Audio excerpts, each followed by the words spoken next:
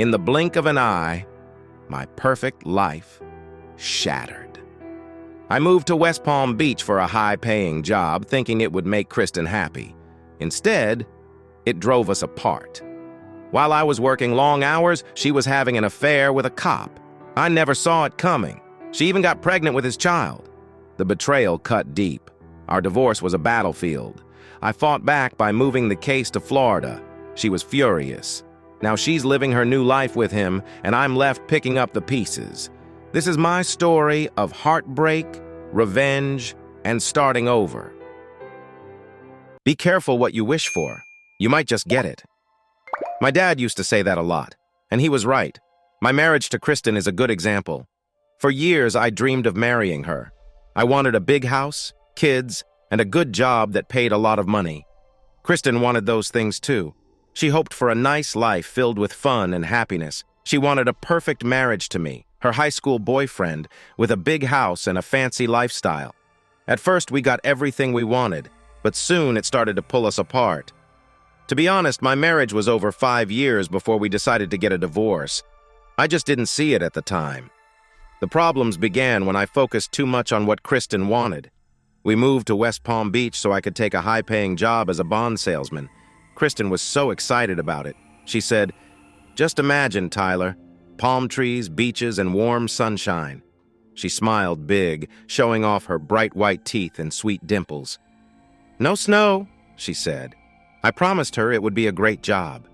She hugged me tight, and I was surprised when her dream didn't turn out to be as good as we hoped. But I never thought she would deal with it the way she did. After 3 years in West Palm, things began to fall apart. I thought she was just missing her family back in Grant City and needed to focus on our good life. At that time, I was the third best bond seller in my company, making over $250,000 a year. We had a nice house and 2 good cars. Kristen had a nice tan and a trendy closet, but she didn't have a job and I was off and away. I made so much money because I traveled a lot, flying to places like Dallas, Atlanta, and New York to sell our products to other salespeople. When I wasn't traveling, I was working long hours to find new clients. You get the idea. I'm Adam. Maybe I should have paid more attention to what was going on at home. Kristen often said she didn't like how much I worked. When I tried to work less, it just led to more fights. "Can't you work a little less?" she would ask. I would say, "Sure, if you can too." She understood that I meant her shopping. "I can cut back, but then we won't have as much money," I explained. This made her frown. I should have understood, but I didn't. I suggested she get a job as well. "You have a degree. Get certified to teach in Florida," I said. But she didn't want to be a teacher. "You know I don't want that," she would reply, usually getting loud. I tried to explain that getting a job would help her meet new people and make friends. I thought it would make her less bored, but she wanted everything. She wanted me to make money and still be home every night. She dreamed of a perfect life, wanting a lifestyle that was much fancier than what I could offer. I wanted to give her everything because she meant the world to me. She was my first girlfriend, and we had been together since high school and all through college. People often said we were the ideal couple, smart, good-looking, and well-liked. We felt like the king and queen of homecoming until we moved to West Palm. Life was easy for us back then. Then I started working in the tough world of finance, which needed a lot of hard work, long hours, and some sacrifices. I was ready to make those sacrifices, even though I didn't come from a rich family. My parents worked hard to give my brother and me what we needed. They made us work too. Since I was 14, I helped at my dad's woodworking shop, so I understood what hard work was. Kristen didn't see it this way. Her dad was a bank president, and she had never worked at all. I don't think her mom had a job either. Priscilla, her sister, never worked a job. She got her teaching degree, married a lawyer, and decided to stay at home to take care of her 4 kids. Now that I think back, I should have noticed the warning signs, but I didn't. What could I do? We were together for 11 years. She was the only one for me. I couldn't picture my life without her. Things started to go wrong in year 4. Looking back, I see that I missed my chance to fix our marriage. I was getting ready to pack my bag for a trip to Vegas when she said she wanted to go home for a few weeks. I asked her, "When are you coming back?" She shrugged and said, "I don't know, maybe a couple of weeks." I was upset. Come on, Kristen, you'll be gone for 10 days and I'll be here all alone. I really need you here. She shouted, I'm not getting a job. Why not? I replied, feeling frustrated. You could help out. You have a degree and maybe you could earn some money instead of spending what I work hard for. At first, she looked shocked. Then she got mad. Forget you. I'm going home to see my family. I'll be back when I'm back. That day turned into almost a month. I tried to call her every day, but I didn't speak to her until I came home from my trip. What are you so busy with? I asked. Just meeting up with old friends and spending time with Scylla and the kids, she replied with little detail. I felt like my marriage was falling apart, but I was too scared to say it out loud. When I suggested visiting her and our families, she just ignored me. I got the same cold response the next time she came back. About 5 months later, I returned from a work trip right before Christmas. I was excited to have 2 weeks off, and I had gotten a big client, which could mean a promotion for me. I thought this would be a great time to start our family. I have a big surprise for you, I told her on the phone the night before, but Kristen didn't sound very excited. All she said was, Sure, Tyler, we'll talk when you get back. But we never talked. When I got home, I noticed that she had left without saying a word. 2 weeks later, my phone rang on a Sunday morning. Hello? I answered. Ty, dear, what's going on? It was my mom. Hi, Mom. Kristen's gone, I said, feeling down. Why didn't you tell me last week? We always talk, she replied. I don't know what's going on. I came home from a trip and she was just gone. She's back with her family. Mom added, I saw Dorothy at the store. She told me. Did she say why Kristen left? I asked. No, only that Kristen is back home with her parents. What are you going to do? My dad's voice came in on another line. I don't know, Dad. What can I do? Should I fly there and beg her to come back? You need to do something, Dad insisted. No, Dad, I don't. She made her choice without talking to me. So you're just going to give up? He pressed. I'm not giving up, I said, feeling angry. I came back home from a trip. I had just gotten a better job. I wanted to tell her I could work less so we could start a family together. But when I walked in the door, the house was empty. She took most of the furniture, leaving me with just a small couch. Oh, my dear. I could feel my mom's sadness. My dad said chasing her would not help. She wouldn't even pick up the phone. A week later, I got papers saying Kristen wanted a divorce. I guess she decided to move on. The divorce was filed in Lincoln County, Illinois, where we lived, but I chose to move it to Palm Beach County, Florida. This made her angry, and she hired a tough lawyer, but my lawyer was even tougher, and I won in court. The divorce was simple since we didn't have much debt and no kids. The lawyers figured it all out without needing the judge, especially since she took the furniture. She was told she had to pay off the credit cards for that furniture. The money came from her share of the house we owned together, which sold for a good price. 2 months after she left during the hot Florida housing market. The only thing the judge had to decide was alimony. So Kristen had to fly down and be in court for one meeting. To be honest, the heavy Midwestern food didn't seem to be helping her. She looked a bit bigger than I remembered, maybe 15 pounds more, and she definitely had a look that told me she didn't like me. Kristen asked for $4,000 a month for 3 years, and then they would check again. I didn't want to pay her anything. The judge, an old man with gray hair sticking out from his head, ears, nose, and eyebrows, and a voice like sandpaper, laughed at Kristen's request. He gave me a look full of pity when I said I wouldn't pay anything. He decided to give her 1 year of $2,000 a month, and after that, I wouldn't owe her anything else, as long as it was less than 10% of my pay. When the court official called for a break in our case, Kristen left the courthouse in a hurry, not saying a word.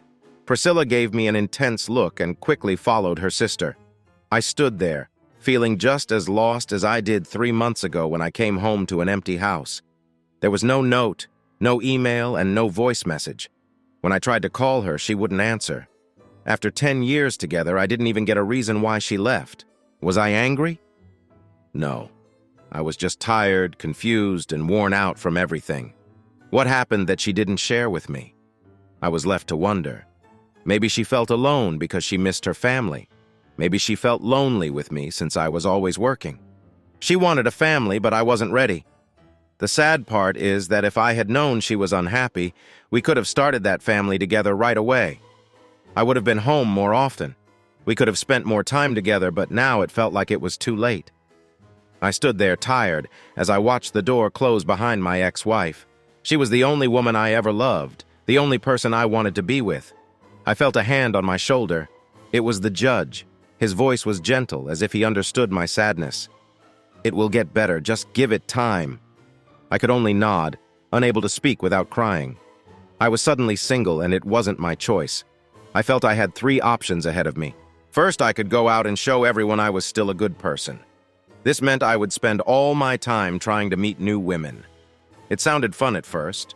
I would be trying new things, which was exciting. But what if I failed and embarrassed myself? Second, I could focus all my energy on my job and make a lot of money. But then, I wouldn't have time to enjoy life outside of work. I had worked hard to pay the bills and to give Kristen what I thought she wanted. My dad used to ask me, "Do you want to work to live or live to work?" Now that I was making over $300,000 a year, I decided I wanted to work to enjoy life, not just for money. I thought about just leaving everything behind and moving away, starting a new life. That idea sounded good. Who wouldn't want to escape the past and find a fresh start where no one knew about my failed marriage? It felt exciting.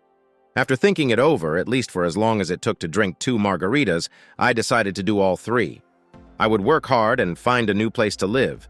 I wanted to go back to what I studied in college. I chose English instead of sales or finance. You might be surprised to find out how many people in sales actually studied English. So, besides teaching, what else could you do with an English degree? I wanted to write. I loved writing in high school and college, but I never had time because of my marriage and job. Now felt like the best chance to focus on writing and take my mind off everything else. I decided to write during my free time when I couldn't think of any ideas. I would go out to clubs and meet women, but I never started any serious relationships. I was feeling a bit lost, and just having fun didn't make me feel safe. Still, I wanted to enjoy myself. That night was special, and I will always remember it. Many people spend the day of their divorce having a good time or trying to meet new friends, but I stayed in my apartment that afternoon, thinking of story ideas. What if this happened? What if that happened? What if a man's wife leaves him without any reason, disappears, and no one knows where she is? He would feel very lost without her. He would be worried about finding her and wondering if she was okay, or if something bad happened to her. Let's say this man sells bonds. No, that's too boring. How about a private investigator? Too common. I'm getting closer. What about a sheriff? Yes, a small-town deputy sheriff who is having a hard time at work and in life, with his only joy being his wife, who always seems too good for him. That was really close. What about a police lieutenant? It seemed unlikely that a sheriff could take a whole month off to look for his wife. But where would he live and work? How about Rockford, Illinois? It's a bigger city with about 150,000 people. It's about 40 miles away from Grant City. That sounded like a better plan. This is how it all started. I was thinking about many what-ifs while struggling with my own messy life. What if the only woman you ever loved decides she doesn't love you anymore?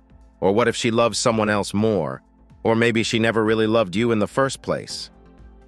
2 months into writing my story, Mom called out of the blue one Tuesday night. She said she was getting married. "Kristen?" I asked, shocked. It felt like she was moving on too fast. Mom told me it was Randy Walters, the cop. That didn't take long at all. "I guess it started even before she left you," Mom said. "That's the rumor anyway. They were seeing each other when she visited her family here." My mom stopped for a second and then said quickly, "And she's going to have a baby." I couldn't believe what I heard. I felt cold inside and angry. "Say something, honey," Mom urged. "What is there to say?" I answered. Then Dad spoke up. "Forget about her, Edwin." Mom gasped. Dad rarely used strong words around Mom unless he was really upset. "No, Mom," I said, clenching my teeth. "Dad is right. Forget her." The phone was quiet for a moment after Mom gasped again at what I said. "So what do Dorothy and Laverne think about their little princess now?" I asked. "They're upset," Mom said. "Laverne still acts like he's better than everyone," Dad chimed in. "But he's just pretending. You should have seen it. Dorothy couldn't even look anyone in the eye when she spoke about it." "Good," I said. "It's nice to see Kristen hurting someone else for a change." "No, Tyler, that's not good," Dad said softly. "It's bad enough she hurt you, but making her family feel embarrassed is worse." "What's so embarrassing?" I argued. "She's back home, and they can see her all the time. And now they have a baby with Randy Walters." I was really angry. They kept telling her she was special and letting her do whatever she wanted. "You're hurting Tyler," Mom said. "We know that. But don't let your anger turn into hate. Don't do that. Remember, what doesn't kill us makes us stronger, or it makes us weak inside." Dad said this too, but I didn't feel weak. I thought that Kristen was the one who was weak. I was just the fool who missed all the signs. I was pretending everything was okay, even when it was not. At least I knew my payments would stop before the year ended. Mom's new marriage would end my payments. I couldn't stop thinking about it. So, there you go, Kristen. Think about that. After that phone call, my life got darker than I wanted. 2 months later, I wrote with a strong purpose every night from 6 to midnight and from 10 to 4 or 5 on weekends. I finished the plans for my first book. While I was working on the plan, I also wrote about the characters. As I wrote more, I found that the characters became bigger in my mind. One night, around 10:30, I realized that it had been 9 months since my partner left. I hadn't been with anyone during that time, and I hadn't even thought about dating until now. But now, I felt ready to start over. It felt late to go out, but West Palm has many clubs and young people. People under 25 usually come out after 9, so I thought I might have a chance. A bit later, I found myself at Matt's, a bar that also has dancing. The parking lot was full. I walked through the doors and smiled at some nice-looking women. I noticed that at least 3 of them were wearing wedding rings, which made me think about leaving before I even had a drink. Finally, with a beer in my hand, I found a table close to the dance floor. At least I could watch everyone else dance, even if they were not in sync with the girls who looked like they were in their own world. Watching those girls dance made me think about something important. How can I ask someone out? I realized that the only time I had ever asked someone out was with Kristen. That was almost 12 years ago in high school. After that, I didn't feel the need to talk to anyone else like that. Sure, I had some friendly chats at work, but we all knew it wasn't serious. Suddenly, a nice voice with a gentle southern accent broke into my thoughts. "Hello?" I turned to see a woman smiling at me. I think I looked a bit surprised. She laughed at my face and pointed to the empty chair across from me.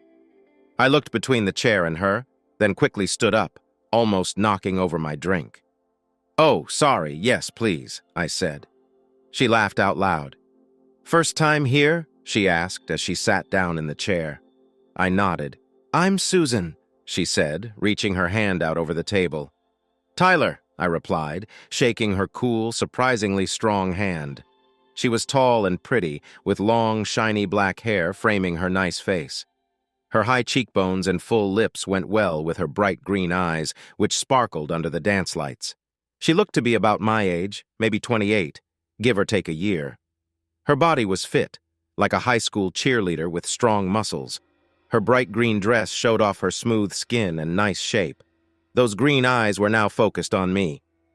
"So, Tyler," she said, sipping her drink through a straw while looking right at me. "What brings you out tonight?" Her question was straightforward, which caught me off guard.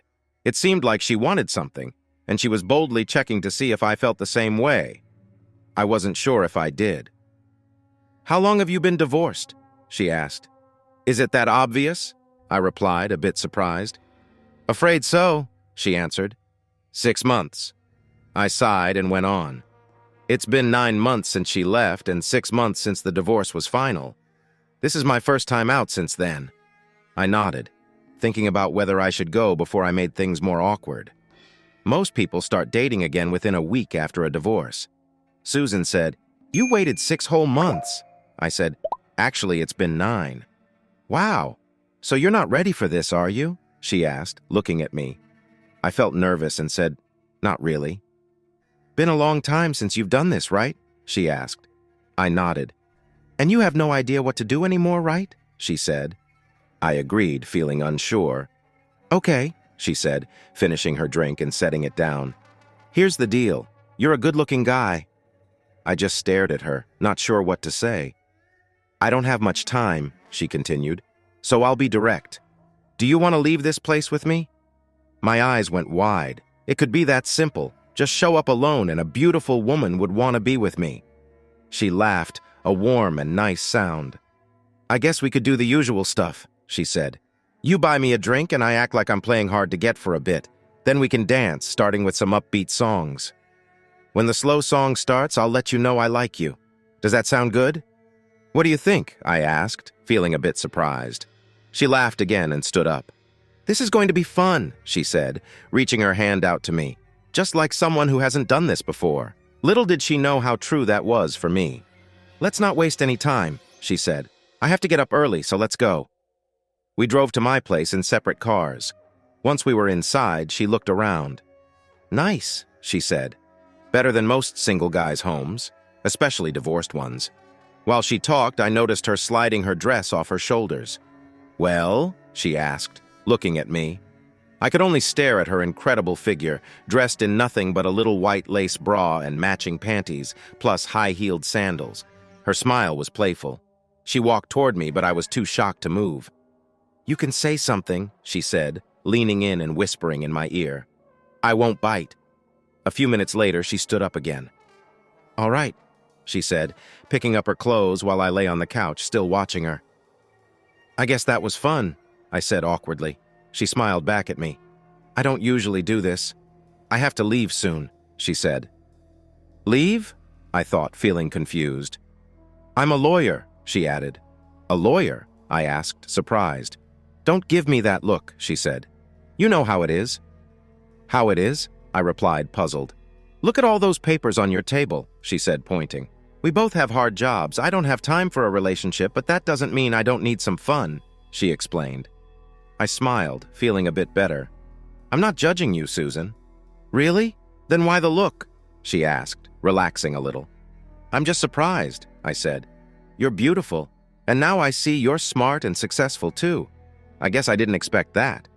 She smiled and nodded. She fixed her dress and leaned closer to me. Tyler, if you're going to play this game, be ready for surprises. Then, she kissed me on the lips. So, this is it, she said. Maybe we will see each other again. Maybe not. We will have to wait and see. I nodded. I felt both sad and relieved at the same time. I was sad because it felt empty, but I was relieved that she didn't want anything more from me. It took me another month to feel brave enough to go out again. During that time, I spent all my free time at home writing. I had been working on a story. Once I finished my plan, the writing became easier. I quickly added more details and conversations. After a month, I was almost done with my first book, but then my desires came back. One Saturday afternoon, after spending hours at my computer, my mind turned to personal feelings. My excitement for writing faded as my needs took charge. I saved my work and made a backup before I went to take a shower. But the shower didn't help at all. The thoughts of closeness, both with Kristen and more strongly with Susan, made my heart beat faster. I didn't want to feel embarrassed again if I tried to chat with someone. So I took some time in the shower and hoped that would help. An hour later, I was still feeling excited. I decided to go with it. I put on some khaki pants and a light blue shirt, then slipped on some sandals. I headed back to meet Matt and got right to the fun. I spent about 3 hours there, buying drinks and dancing.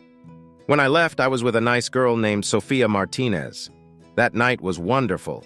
It ended with her giving me a kiss, thanking me, and leaving around midnight.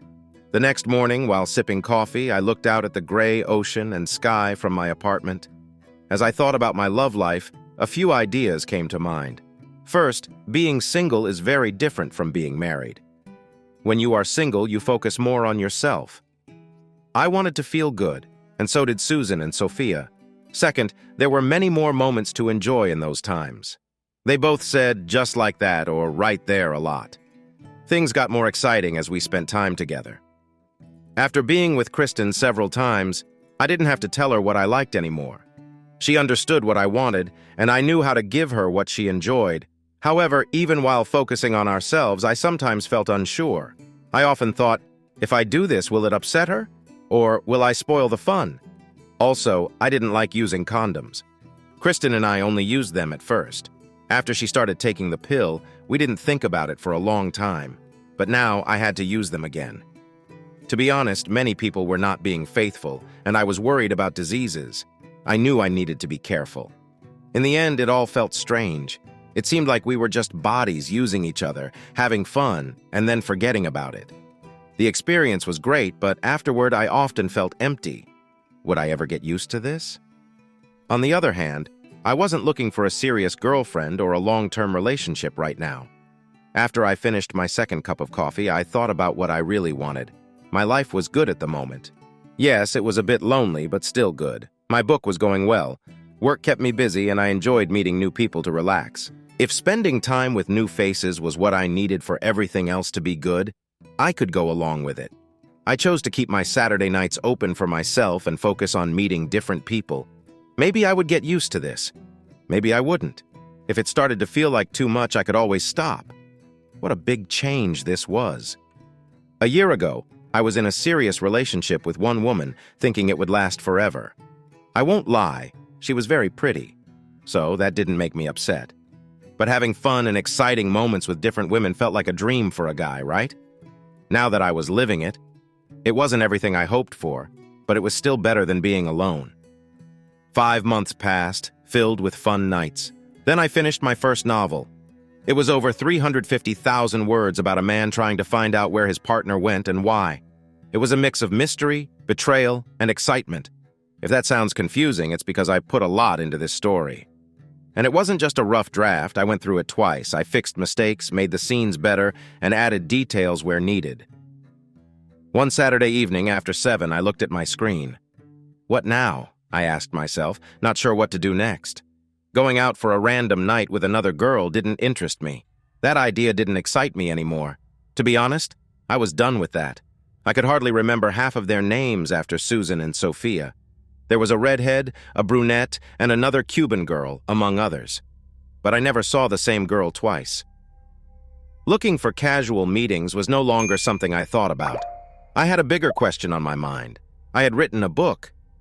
Now what should I do? I had no clue. By the end of the weekend, I began to search online. I made a list of things to do to share my story, which took me 13 months to write. The first thing on my list was to find an agent. Publishers usually do not look at stories that come in without an introduction, so I needed someone to read my book. If they liked it, they could help me find a publisher.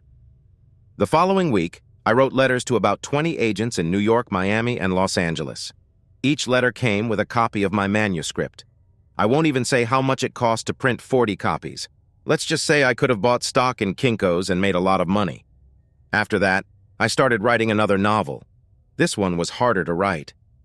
I spent almost a month thinking about ideas until I was ready to plan out my new story.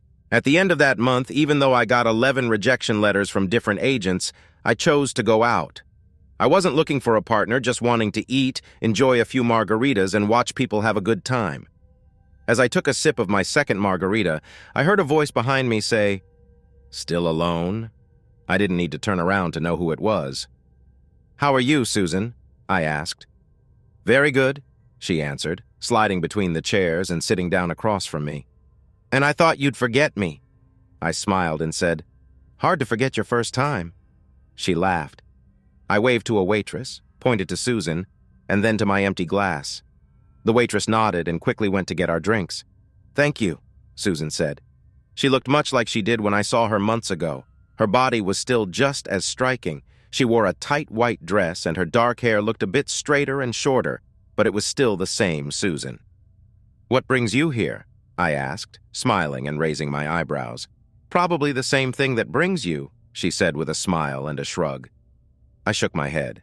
"Not this time. I'm a bit tired of that." Her eyebrows went up, showing she didn't quite believe me. "Seriously, I'm just not like that," I said. "You seem fine to me," she replied. "Don't tell me you've given up on it all." I laughed. "Oh no, I've had my share and they were good, but I don't know. I guess it's just not right for me." Her face softened, and she leaned across the table, putting her hand on mine. "It's pretty clear," she said. "You're one of the good ones." "How do you mean?" I asked. "You're good for marriage." You can't just keep going from one person to another. You need something deeper. You could see that after just one evening? She nodded. Even before we left here. Wow. You remember my name? I said, surprised. She laughed, but it didn't sound happy. I don't remember many names, but you're stuck with me, and that makes me happy. You really are special, she said, her eyes showing a mix of happiness and a little sadness. Our drinks came, and we sat quietly for a moment, drinking and watching people dance. Don't you have any friends here? She asked suddenly. I thought for a moment before answering. Just a few people I work with. We hang out sometimes after work or go to some parties. She shook her head. No, I mean real friends. Not just co-workers.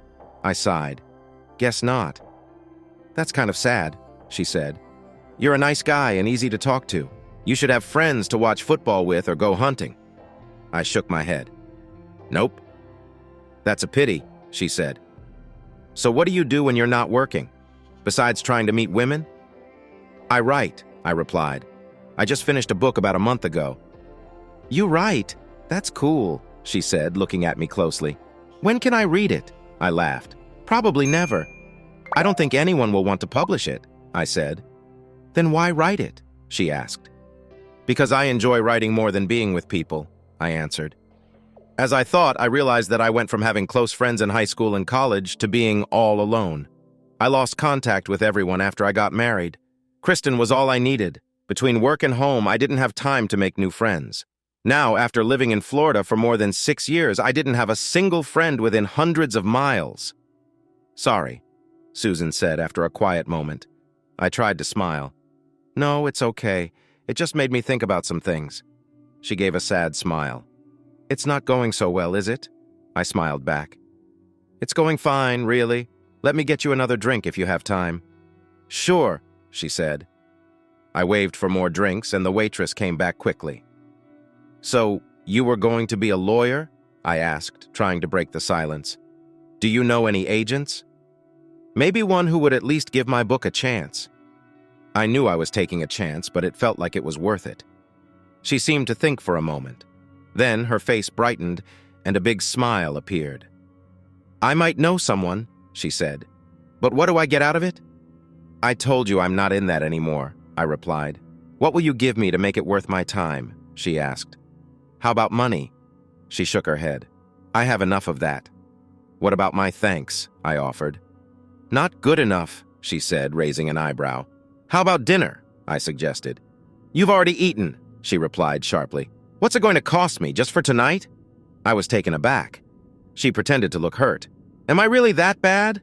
I smiled. You know you're better than that. It's just for the weekend, she said, looking straight at me. But it's already Saturday night, I pointed out.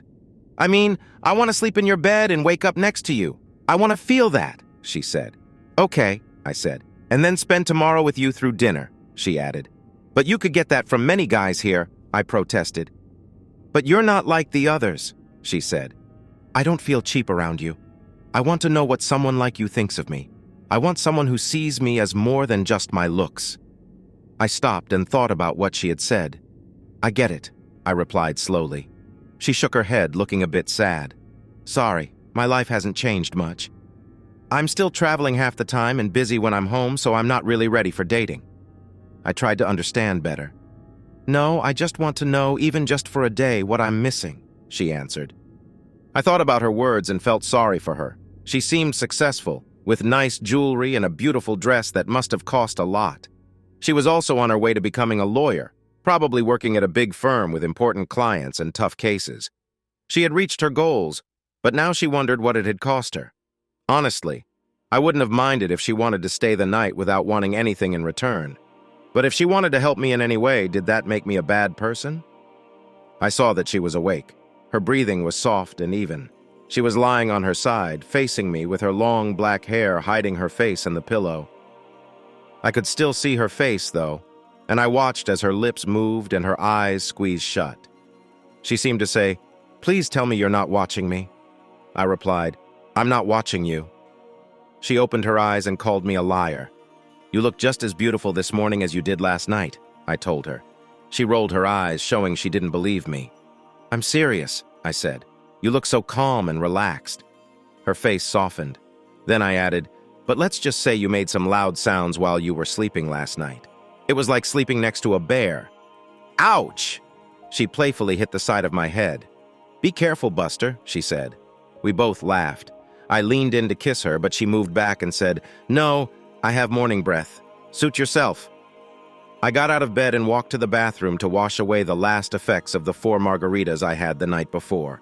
While I brushed my teeth, she asked, "Can I join you?" I turned and saw her standing at the door, wearing one of my old sweatshirts and nothing else. I nodded for her to come in.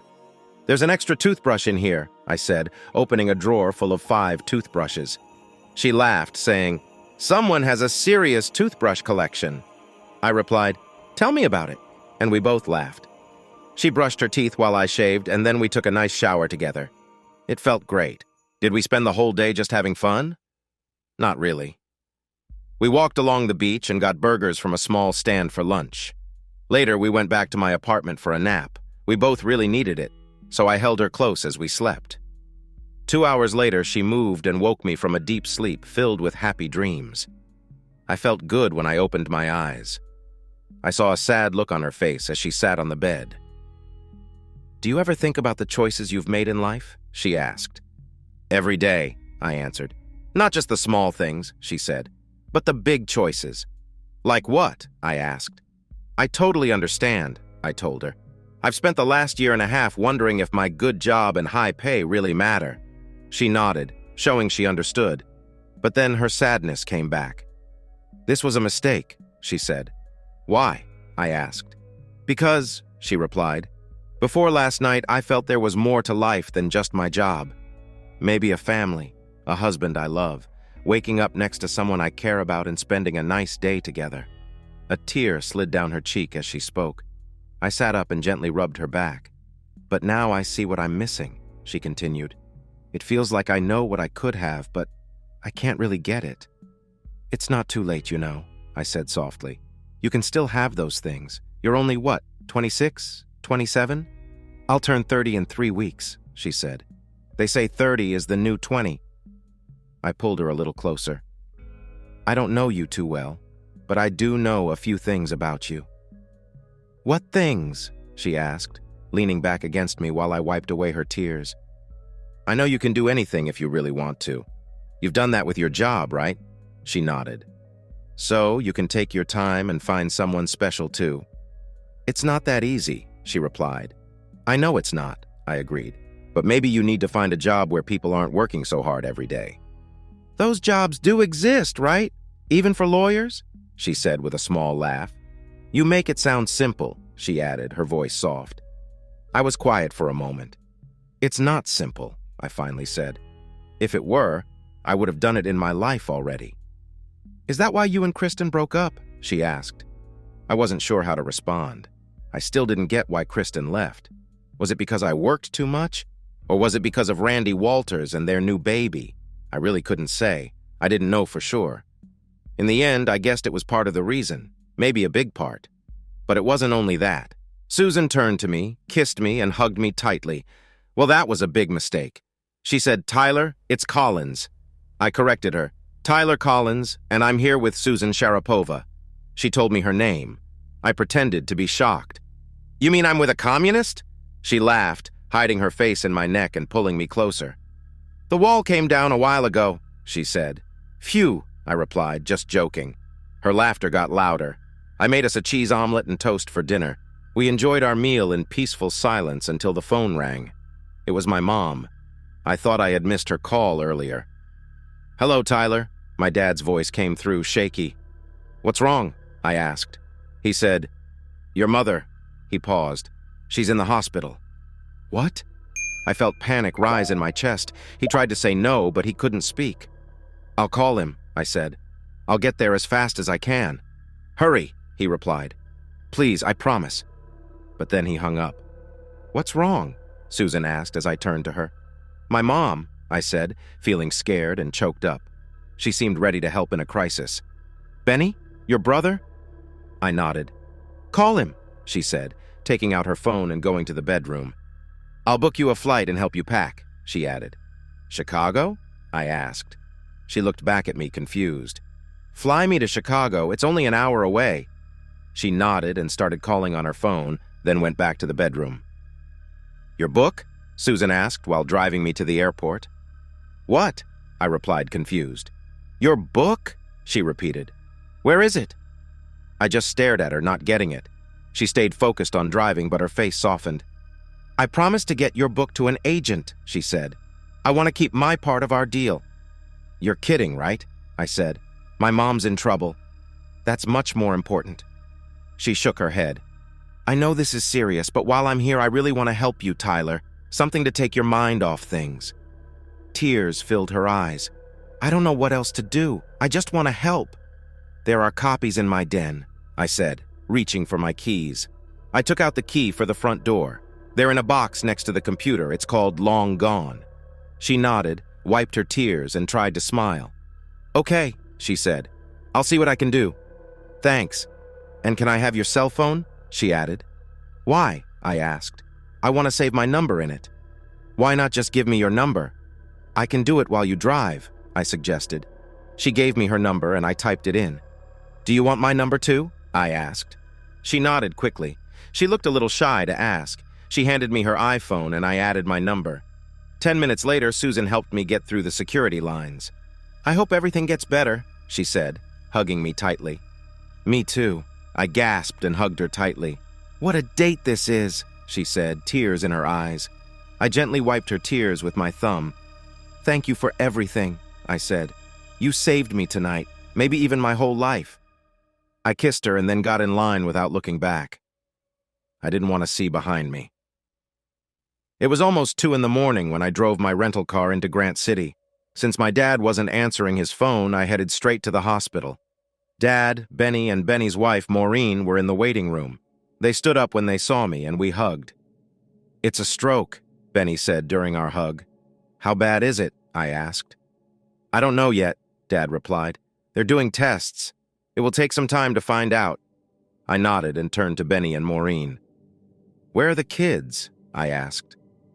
My sister is watching him, Maureen said. She'll keep him until we know what's going on. That was all we could say. None of us wanted to say what we feared. A little after 4, a doctor came into the waiting room. He looked tired and seemed a bit older than me. How is she? Dad asked quickly as he stood up. The news isn't good. The doctor said she had a serious stroke. Benny asked, What does that mean? Is she going to be okay? The doctor looked at us and sighed. She'll live, but it's going to be tough. Dad said, I don't care. The doctor went on. She'll have big issues like weakness on her right side and trouble speaking. She'll need a lot of therapy for her speech and movement. Dad asked, But that will fix everything, right? There was fear in his eyes. The doctor shook his head. Not completely. Some things will stay the same. Dad looked sad, like a balloon losing air. Don't get me wrong, the doctor said quickly. She's still sharp, and with time she'll talk again, though not as quickly as before. She'll walk again, but with a limp. Dad looked up with hope in his eyes. The doctor then put his hand on Dad's knee.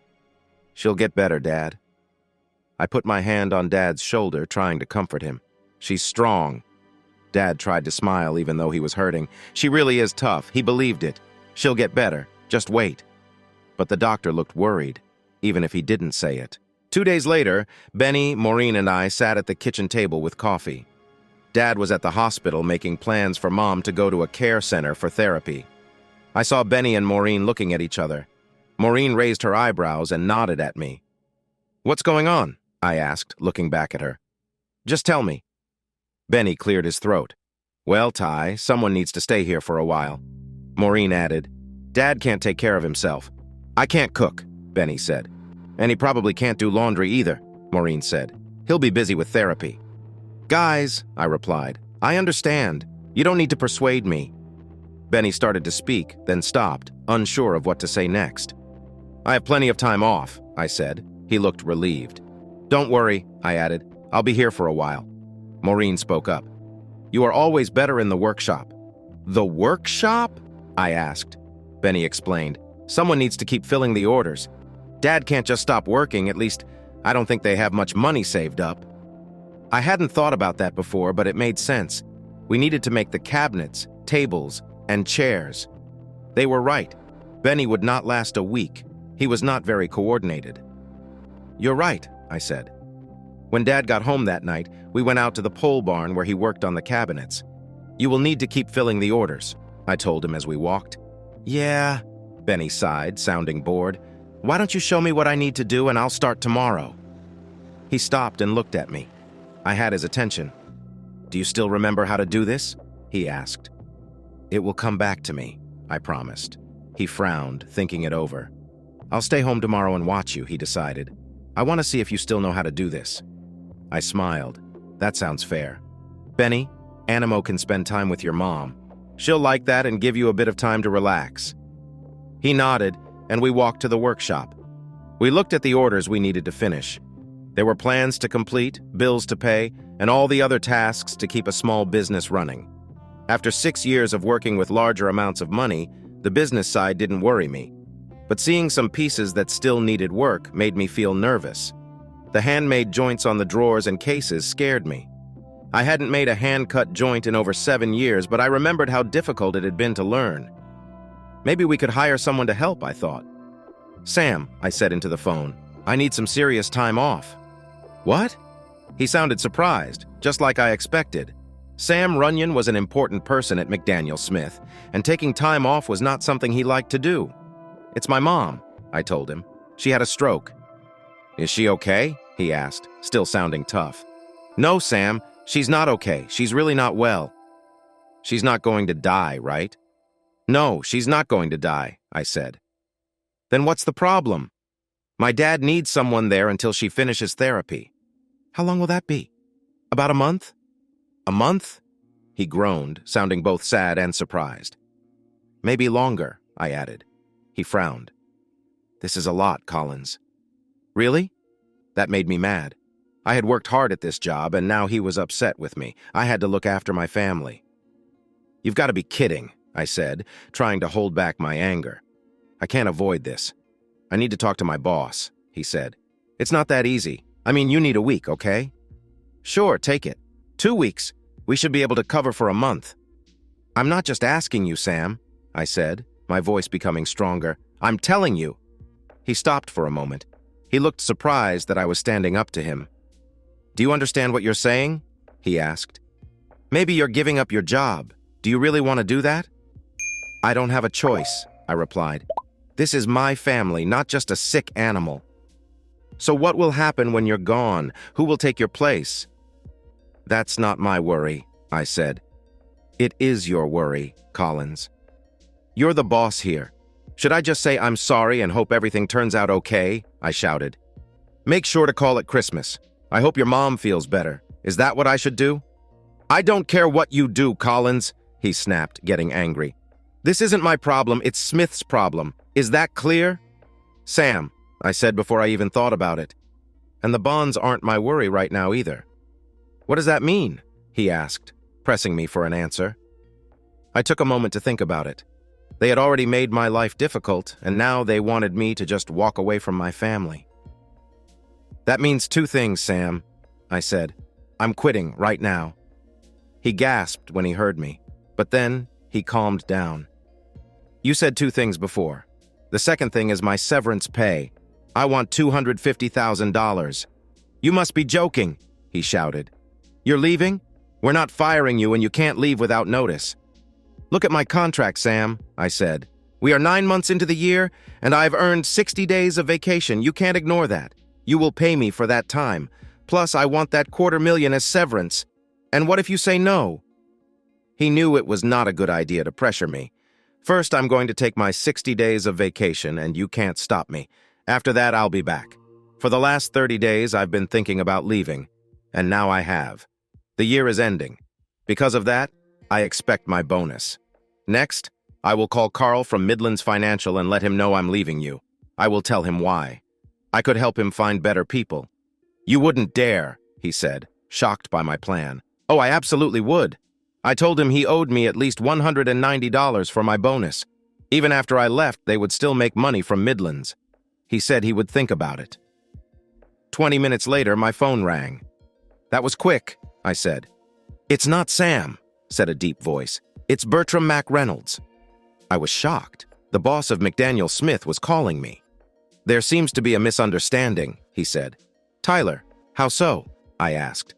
I think Mr. Runyon might have rushed things. Maybe he was a bit too harsh. I smiled and stayed quiet. Are you still there? He asked. Yes, I'm here, sir. He continued. What I'm saying, Tyler, is that you have 60 days of vacation. You've worked hard, and if you want time with your family, you can take it. Your job will still be here when you return, okay? I'm not sure, Mr. McReynolds, I replied, thinking about how sure he sounded. I speak for this company, Mr. Collins, he said strongly. Then he changed his voice to a kinder tone. We're very sorry to hear about your mother.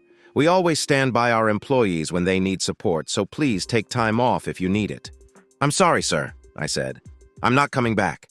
I could almost picture Sam Runyon sitting with Mac Reynolds looking worried. But here's what I was willing to do. If they gave me my severance package, I would help keep Midland on track during the change. Let's be honest, Bertram Mac Reynolds didn't care about me or my mom. He just wanted to keep Midland successful. Okay, Tyler, he said with a tired voice. We are listening. I told him that you can choose my replacement and then send them and Sam to meet me in Chicago. I'll go with them to Midland to introduce myself. I'll explain why I'm leaving. Even if you did your best to help me, I'll make sure they still think well of you. I could hear soft voices on the other end. Then Mac Reynolds said, I'm not sure Mr. Runyon is the best choice to go with you. I knew what he would say, so I wanted to help Sam. He had always treated me fairly, even though he asked a lot from me for 6 years. He was loyal to the company, so I understood how he felt about my time off. Mr. Mac Reynolds, I said, Sam Runyon is a great boss. I'm not angry with him. Our earlier argument doesn't matter. He is good at his job. Mac Reynolds cleared his throat. Are you sure you won't change your mind, Tyler? I'm sure, sir, I answered. There was some more quiet talk on the line. We will send the vacation pay to your bank by the end of the day, he said, and we will email you a severance agreement to look at. We'll pay you the rest after the trip to Midlands, half now and half later. I asked him to make sure the trip happens within 45 days. Smart man, he laughed. It's a deal. I agree, sir, I said. And Tyler, we are really sorry about your mother and sad to see you go. Thank you, sir. 2 weeks later, I spent Thursday and part of Friday in Minneapolis to get the Midlands account from my old job. By Monday, I saw that my last severance pay was in my bank account. I started to think about what I would do next. I didn't have a clear plan, but a phone call had eased my money worries for now. With my savings, stocks, and pay, I had almost $700,000. That was not enough to live a luxury life in West Palm Beach, Florida, but it was more than enough for a comfortable life. In Grant City, Illinois, things were cheaper, which gave me time to figure out how to move my stuff from Florida to Illinois. I decided to call Susan, the only person I really knew there. Luckily, she had the key to my apartment. How's your mother? She asked. Better, I replied. She had a bad stroke, but she's getting better now. Thanks for asking. I could tell she cared about me, even after just a few nights we spent together. I was wondering if you could help me with something, I said. I started the book, she said excitedly. I had almost forgotten all about it. It's really important, I said. I don't think anything matters more than getting that book published. She answered with a lot of excitement in her voice. Tyler, it's amazing. Have you read it? I asked. Of course, I wouldn't share it without reading it first, she said proudly. And you liked it? I asked again. I loved it. I already sent it to a friend. She should have it soon. Thanks, I said, feeling happy about her words and her promise. I had almost forgotten about the book. That's true, she said. Did you call? Yeah, I wanted to tell you that I'm moving up here for a while. Susan got quiet and looked a bit sad. I couldn't bring myself to tell her everything. Mom is in a rehab center, I finally said. Dad needs my help with his business right now. What about your brother Bobby or something? She asked. It's Benny, I corrected her. He's married with kids and lives 4 hours away by car. She stayed quiet again. I need some help moving my things up here, I said. You have my key, remember? I paused. I was just thinking. Sure, Tyler, she replied softly. I know that. What do I need to do? Let me make a few calls, I said. I'll see who I can find to help. Once I have someone, I'll call you. You can just give the key to them or something." "Sure," she said, trying to sound happy. "No problem. Anything you need." "What's wrong?" I asked. "Nothing." "Come on, I can tell something is bothering you." "I don't know. I mean, yeah," she sighed. "It just feels like there's more going on." I could tell she cared about me, maybe even wanted to be more than friends. "I'm sorry," I said. "What else could I say?" "Don't be," she tried to laugh, but it sounded fake. "Life happens, right?" "I guess so," I replied. "It's only for a few days, right?" "Maybe just the first time," I said, feeling a bit sad. "Not the second time, though. It could have been more." "I told you you're special, smart, nice, beautiful. And you have a great job all the way over there," I added. "So, you've quit your job?" she asked. The quiet went on for a little while. "Give me the number," she finally said.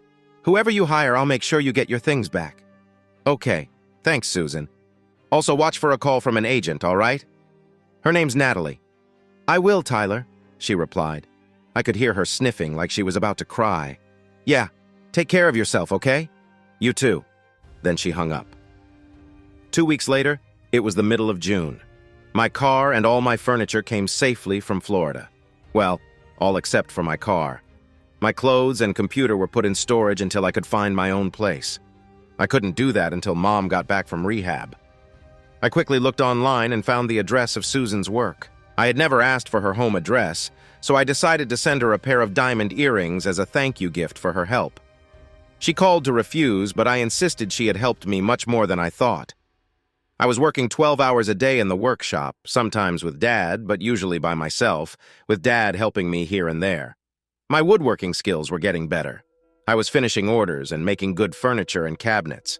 My dad only had to fix a few of the big mistakes I made, but the work he got was worth much more than what he paid me, which was nothing.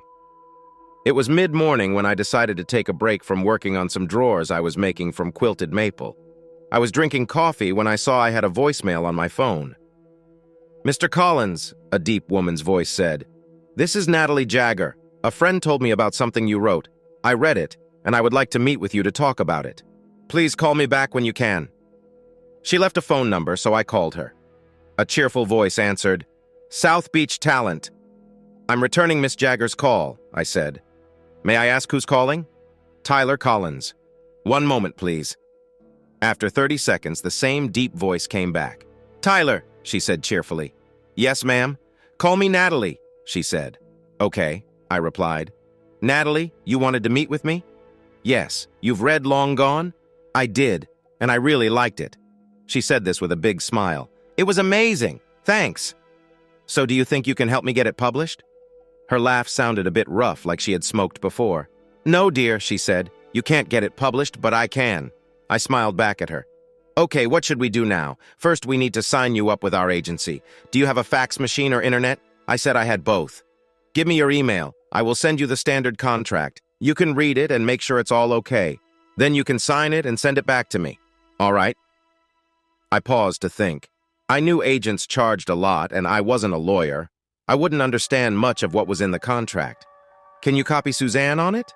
I asked. "Sure, dear," she said. "Good idea. She'll work with you from now on. I'm not sure. I'll need to ask her." "It's done," she replied. At least it seemed like she wasn't trying to fool me. She could have talked me out of getting a lawyer, but she agreed right away. "Have you talked to any other agents yet?" "No." "Good," she said, sounding relieved. "If you don't mind, I want to show this to some publishers before we sign our deal." "Are you going to trick me, Tyler?" she asked. "No." "Then I won't trick you," she replied. She laughed. "We need to act fast. We can get it out by Christmas, which is great." "Do you really think it's that good?" I asked again. "Tyler, I think it's truly amazing. It could sell a lot of copies and maybe even win awards. The sooner we can publish it, the better." I was surprised. I had worked hard, but this was my first book. Just then, Natalie broke into my thoughts. "You'll need an editor. Some parts might need changes, but that's normal. The editor will know what to fix." "An editor?" I asked. "The publishing house will provide one," she answered. "They always do." I hadn't thought about that before. Even the best first books still need help from experts. I guess you should do what you think is best, I said. I'm still learning about all of this. She took a moment before talking again. What I meant was, there's an editor in Chicago we can hire. We can pay her now and ask to get our money back later. That's okay, but they might not agree to pay us back. If that happens, you'll have to take it out of your share of the money we make from the book. The cost could be around $10,000 to $15,000, but this would help us get the book ready faster. Just in time for Christmas, she added. Then it will be worth it, right? Maybe, I replied. So go ahead. I'll handle it, she said with a sigh. First, open that email, print it out, look over it with Susan or whoever you hire, sign it and send it back to me. I'll start working on getting this book published. Okay, I said, but then I wondered, do we need to meet? But she had already hung up. I figured she didn't want to meet, and that was okay. I wasn't ready to go back to Florida just yet. The next afternoon, Susan called. She said the deal with the agent looked good, so I signed it. I felt like a real writer. I had an agent now. The 4th of July was on a Friday that year, making Thursday night exciting. Friends and family were back in town, and it felt busy. I was tired of writing at night, even though I was making good progress on my new plan. It was almost finished. At first, I had done it quickly, but now I was adding more details to the story. So I thought, why not? My dad was visiting my mom and would get something to eat on his way home. It was almost 7:30 and I wanted some company. A couple of beers at the bar and grill sounded nice. By 8 o'clock, I had taken a shower, put on my neat shorts and a golf shirt, and was driving into the busy parking lot of the bar and grill in Granite City. Most people went to 3 places: the bar and grill, the hitching rail, or other bars. The other bars were not as full as the bar and grill or the hitching rail. The food at those 2 places was just better. Everyone knew that the bar and grill had the tastiest food. But sometimes you just craved a juicy burger with crispy fries, and that's when you went to the hitching rail. They had live music a few times a month, and some local musicians from a band called General Beauregard would come by when they weren't on tour or recording. Anyway, I liked the bar and grill. The food was lighter and nicer than regular pub food, but I mostly enjoyed the feel of the place. There was a jukebox, but it wasn't too loud, and the tables had enough space between them so people felt comfortable. The place was packed, just like I thought it would be. Many classmates from different years were together, sharing drinks and talking about their families and good old days. The dining room was busy too, so I quickly wrote my name on the wait list for a table. "Need some company for dinner?"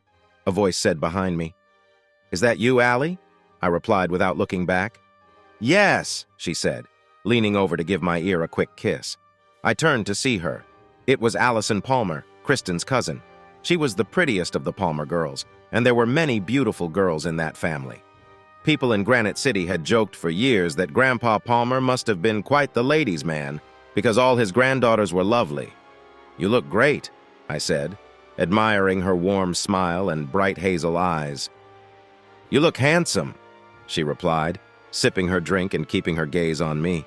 "Still single?" I asked. "Seems like a perfect time for a dinner date," she said with a playful smile. I laughed.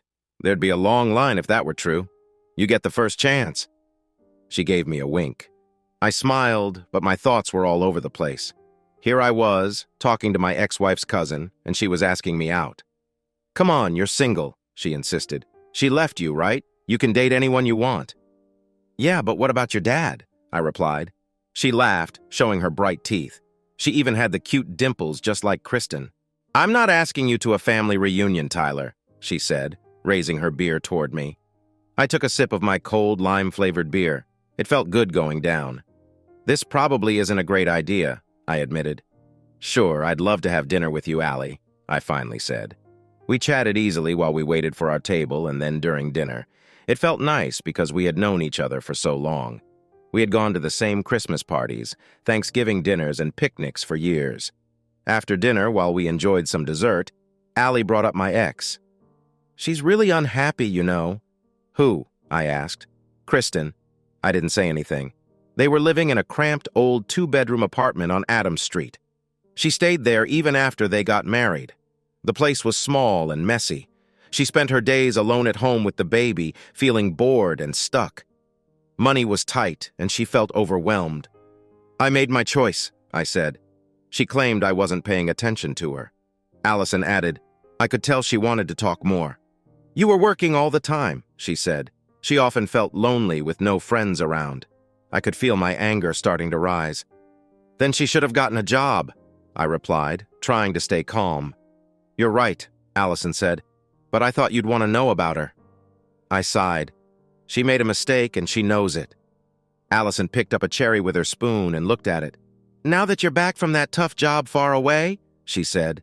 Yeah, I urged her to continue. Are you thinking about trying to win her back? She asked. I was shocked. You're joking, right? I said. She raised an eyebrow, looking surprised. No way, I said. She's married now and has a child. She made her choice. But you're the father too, she reminded me. I looked at her, confused. What does that matter? She's with someone else, I sighed. They can be happy together. Allison then had an idea. Why don't we go to the bar for some drinks? She suggested. Sounds good, I answered. Then she moved closer and said, We can go to my place for a bit. I felt unsure. It was time for a choice. Be smart or take her offer. Sounds like a plan, I said quietly. Are you sure? She asked, seeing that I wasn't completely confident. I smiled and replied, Of course. I'm a guy, right? Allison lived in a small house on Polk Street up north. She taught English at the local high school. Her pay wasn't big, but she didn't have anyone else to take care of, just herself in her cozy home.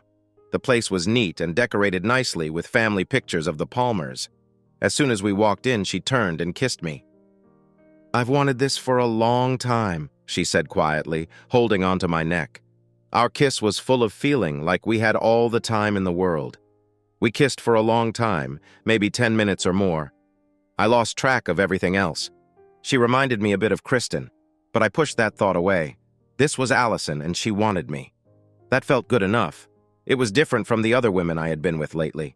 I want you, she said softly between kisses. I felt confused. How? I asked. I didn't know what to do. Just tell me what you want, she whispered, opening up new ideas for us. I replied, just do what you want. Anything. After a while, we spent the night together. When morning came, I lay beside her and wondered what she was thinking. Let's not talk about her, I said, enjoying her warmth next to me. I stayed at her place, feeling happy to wake up next to her. She was up before me, which was odd because I usually woke up early. Breakfast, she called from the door. I had been awake when she got out of bed, but I wanted to relax for a bit. Eggs and pancakes, she said with a smile. When I opened my eyes, she wore a short t-shirt and looked really cute. Oh no, not that Tyler, she joked. Come on, I said, I was there for you. She laughed and then playfully slipped her shirt off as she walked toward the bed. Later, I found out that mornings could be really nice. 2 days later, I was at the store looking at watermelons when I heard someone behind me. Are you really with my cousin just to get back at me? Kristen asked. I didn't turn around. I'm just shopping here, I replied, picking out a watermelon. Good to see you. Have a nice day, I said without looking back. She had a little boy with her, probably not even a year old. He was chubby, with blonde hair and big blue eyes. He looked at me curiously, and I smiled back at him. Hey there, buddy, I said gently. He moved his arms and smiled at me. Kristen looked between her son and me, trying to understand. What are you talking about? I asked, hoping to avoid any problems. I waved goodbye to the little boy and pushed my cart toward the bakery. She came after me. I need to tell you something, Kristen insisted. And it's all your fault, she added. How? I asked, wanting to know more. Seriously, Tyler, she said, sounding upset. She's my cousin, she explained as I looked at the French bread. I wanted to find a nice loaf. The tomatoes didn't look very fresh this year, but I hoped to make a salad with tomatoes, basil, and good olive oil for dinner. That salad goes well with beer, I said, and grilled canned chicken. I added a slightly stale loaf of bread to my cart and moved to the meat section. But Kristen kept following me, getting more annoyed that I was so calm. Stay away from her, Kristen told me. There are many single women in Granite City for you. You should stay away from my family, please. No, I answered, looking at the chickens. I picked one up, put it in my cart, and turned to her. I said no. She looked at me with anger, but I stayed calm. You lost the right to tell me who to date, I said firmly. It's not your business, so just let it go.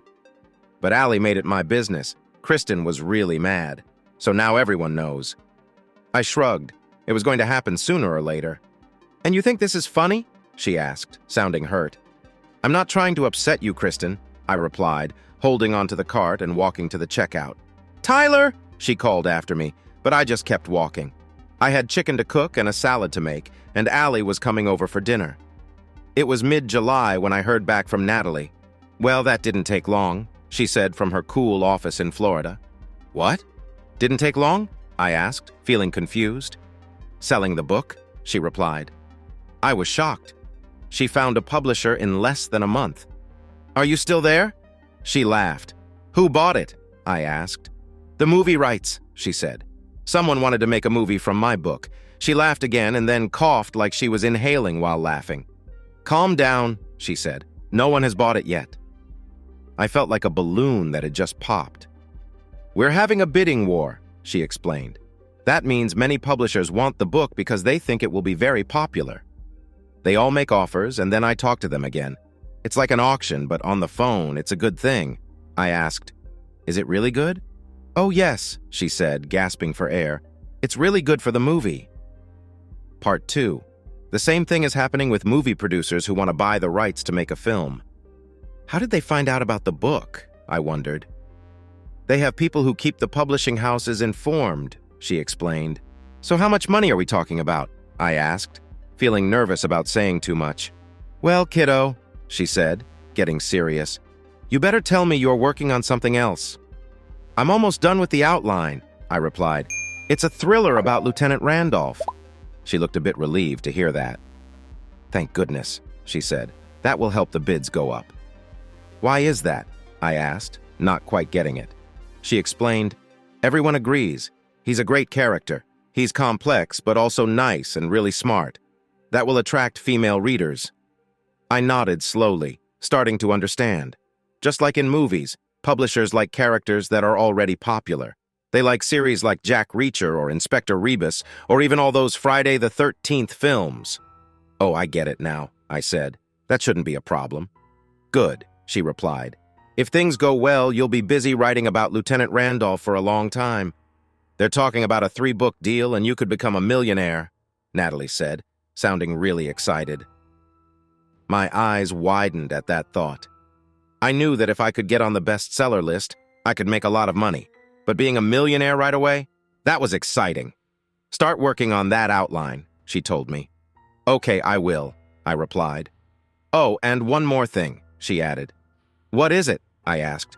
I have your editor from Chicago ready to help you. Oh, who is that? I wanted to know. It's a woman, Natalie said. Her name is Marissa Key. You'll like her. I'll give her your number so you both can talk and finish this soon. Okay, I agreed. Good luck, she said as we ended our call.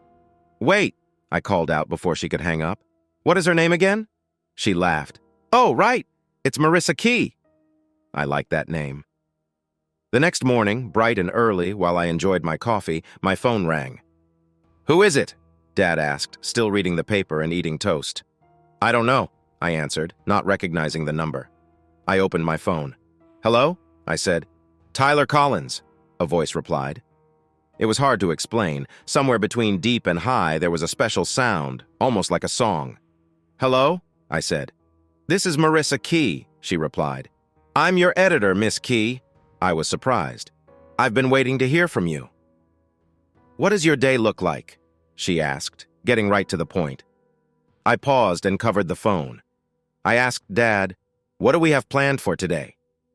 He looked at his paper and said, not much. Maybe a couple of hours in the morning, nothing big. I'm free after 11. I went back to the phone. I'm free after 11. Great, she said. I'll be there at 11:30. You're coming here? I asked, feeling relieved. I wouldn't have to drive to Chicago. Yes, she confirmed. Are there any hotels in Grant City? I asked. Yes, we have 2 hotels, she replied. I'll be at the hotel by 11:30.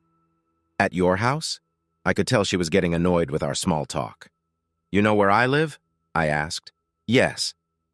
Okay then, I said. She hung up without saying anything more. What was Natalie doing to me? By 11:15, Dad had gone out to visit someone. Mom and I had washed off the dirt from my skin and hair. I put on clean khaki pants, a light blue shirt with the sleeves rolled up for the summer, and boat shoes without socks. While I finished combing my wet hair, the doorbell rang. Marissa Key was early. I quickly ran the comb through my hair one last time, checked my face in the mirror, and rushed down the stairs. Why was I in such a hurry, like a student who was late? I told myself to slow down as I reached the door, remembering how serious she sounded on the phone. When I opened the door, I saw that Marissa was not at all like a second-grade teacher.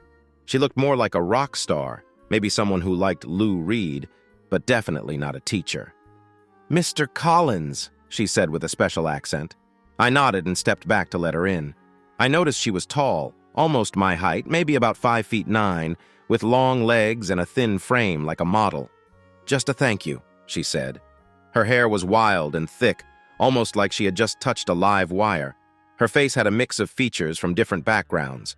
She had a small chin, high cheekbones, full lips, a tiny nose, and big dark brown eyes that slanted a bit.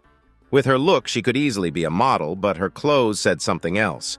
She wore tight black jeans and heavy black boots with metal studs. Her short black t-shirt showed off her sharp hip bones and hinted at a tattoo.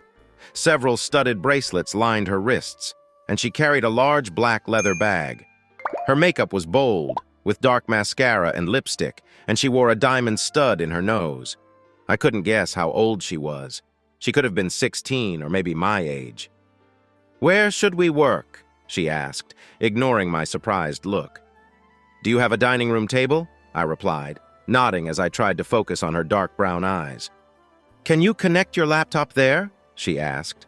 "Yeah, I can do that," I answered. "Great." She turned toward the kitchen, looking for the dining room. "Get your laptop and bring it to the table," she said. I did what she asked. A few minutes later, we sat down with my laptop ready. She placed it in front of her, and I moved closer to see. "Okay," she said when I opened the final version of my work. "Time to start." She pulled out a big booklet with my manuscript inside. It was about 6 inches thick, tied together with thick rubber bands and filled with yellow sticky notes. "You've read it already?" I asked as she took off the rubber bands. "Of course. What did you think?" I hoped she would say something nice. She looked at me and I could tell she was a bit annoyed. "You're a good writer, Mr. Collins," she said. "It's Tyler," I said without thinking. Then I paused. "Just good?" She frowned and replied, "Better than most." "Really?" I asked. "Really," she said, flipping through the first pages. "Can we just get started?" "Sure," I said. "Good." She said we wouldn't take too long, and we didn't. I wasn't sure what to say. She had my manuscript for a week, and her notes were all over the pages. Isn't there a better word for this? What are you trying to say? Is this the best way to express it? Make it shorter. The conflict is fading. That was just the first 60 pages, and it took us until 6:30 to finish, working for over 7 hours. We took 2 short breaks, and she went outside 3 times to smoke. I tried to talk to her during the first break, but her expression said it wasn't a good idea. Still, I had to admit she was really good at this. The changes she suggested surprised me when I read the first 15 pages again. They were better than what I had written. My chance for success. "Well," she said, moving away from the table while I looked over our updates. "That's enough for one day," I told her. She nodded and said, "I'm hungry. Are there any good restaurants nearby?" I smiled and asked, "Can I take you to dinner?" She shook her head. "That's not needed, Mr. Collins." "Probably not," I said, "but I really want to." Her expression told me to stop, but I kept going. "I want to talk about you and your work. If it's okay, I'd like to take you to dinner." She looked at me, her mouth closed tight, and didn't speak. I decided to wait, keeping my face hopeful and friendly. After a moment, the corners of her mouth lifted a little. It was the closest thing to a smile I had seen from her all day. "Okay," she finally said, as she picked up the loose pages of her manuscript and arranged them neatly. "Let's have a working dinner. We should be able to finish 10 more pages." I tried to show with my face and body that this wasn't what I really wanted, but she didn't notice. "Get the laptop," she said, standing up and putting her bag over her shoulder. I didn't argue again. "What do you think?" Marissa Key's diet seemed to vanish during dinner. I watched her enjoy a big bowl of gazpacho. Next, she tackled a big plate of Mexican stuffed meatloaf with grilled zucchini and cheesy mashed potatoes. When she finished, her plate was clean.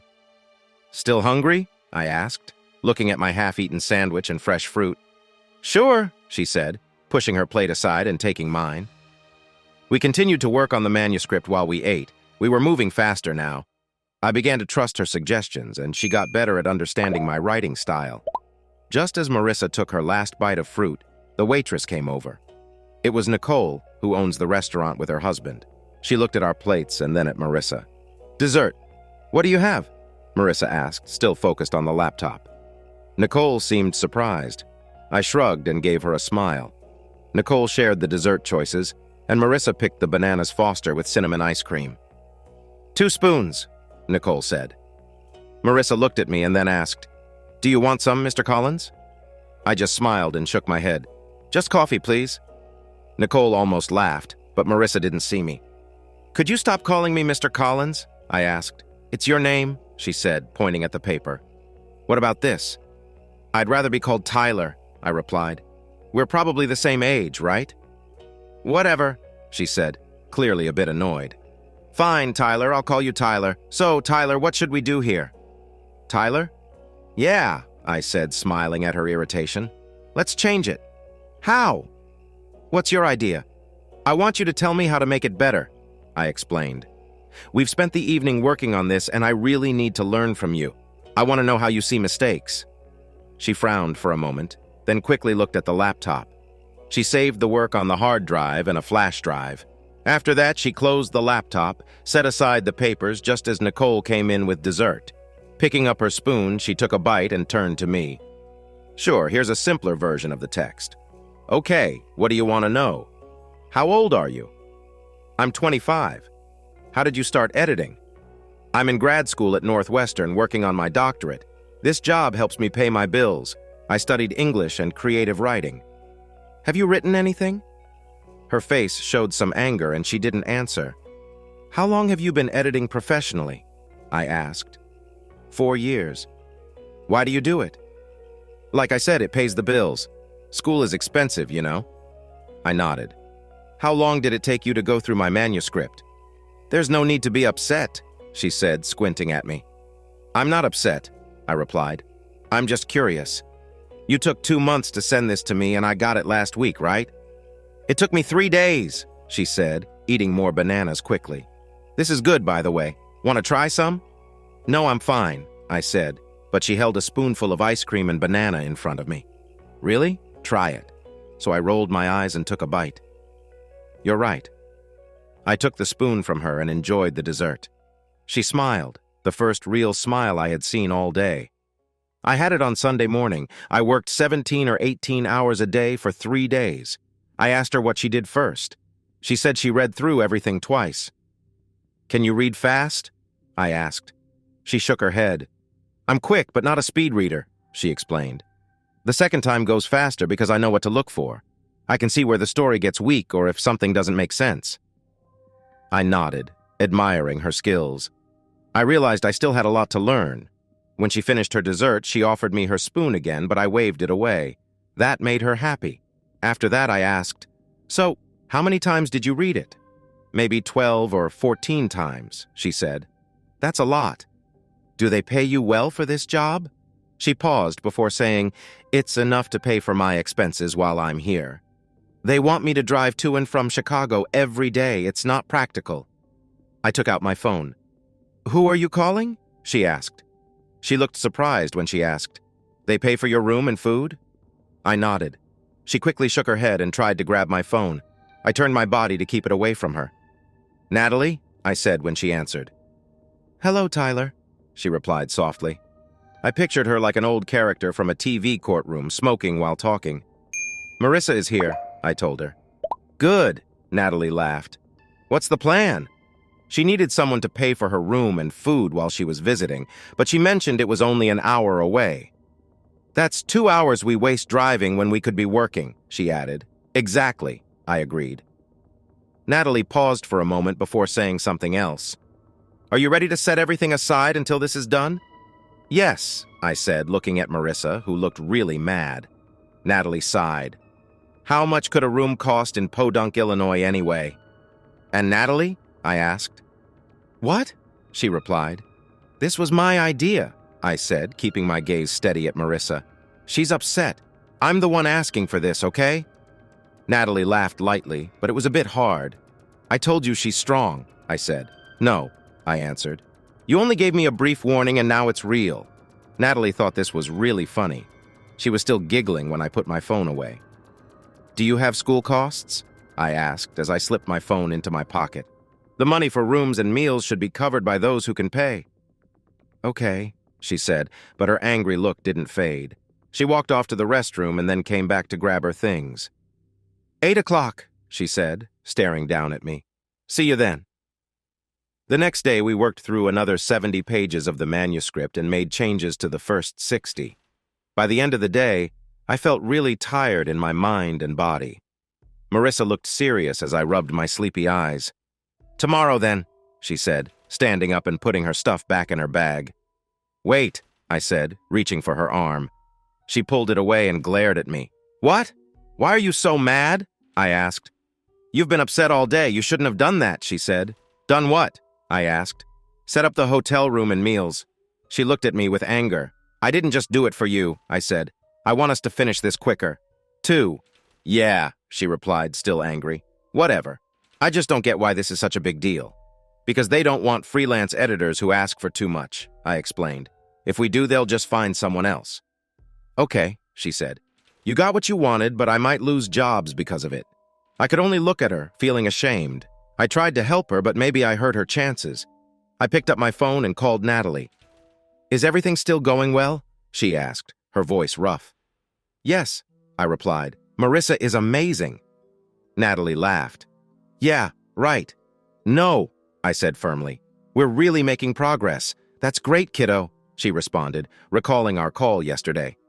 Is Marissa going to get in trouble? Publishers might complain, she said. It depends on who gets the book. Really? Why didn't you tell me? She asked, surprised by my sudden anger. I didn't think you cared.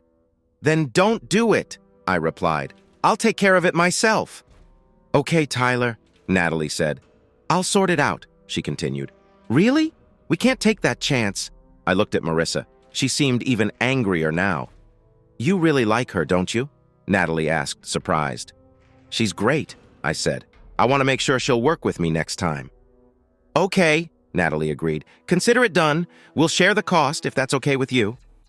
No, I said. I'll pay for everything. If that's what you want, she said softly, a bit shocked by my choice. And this stays just between us, okay? I added. Don't blame her for this. I won't do that, she protested, but she sounded a bit too defensive. I mean it, I insisted. If she loses work because of my mistake, I'll be the one hearing about it, and if she won't work on my next book, I'll know why. Okay, calm down, Tyler, Natalie said. It's forgotten. Thanks, I said, feeling a bit softer. I'm sorry for sticking my nose in, I said. It's okay, kiddo, she replied before hanging up. I turned to Marissa. I'm sorry, I won't get in the way anymore. She pressed her lips together and nodded. So now that I'm covering the bill, can I take you to dinner before you head back to your room? Just a burger, she said. Not as expensive as last night. I can pay for something better than just a burger. Better than just a burger, she said again, her eyes shining. The hitching rail it is, I said, moving my chair back.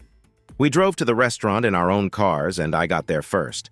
Once I walked in, I was welcomed with a tight hug and a kiss. Hey, you, Allie said, pulling back to catch her breath. Hey, babe, I replied, kissing her cheek and hugging her tightly again. I really needed that hug after spending the day with Marissa, who had been in a bad mood the whole time. Have you eaten yet? Allie leaned in close. No, I said, pulling away from the hug. I'm meeting someone for a work dinner. Oh, she made a small, unhappy face. But you can ask me to join, right? Is he here yet? I asked.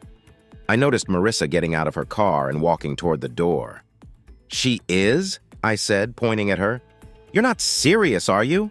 Allie said, trying to hide her surprise at Marissa's dark style.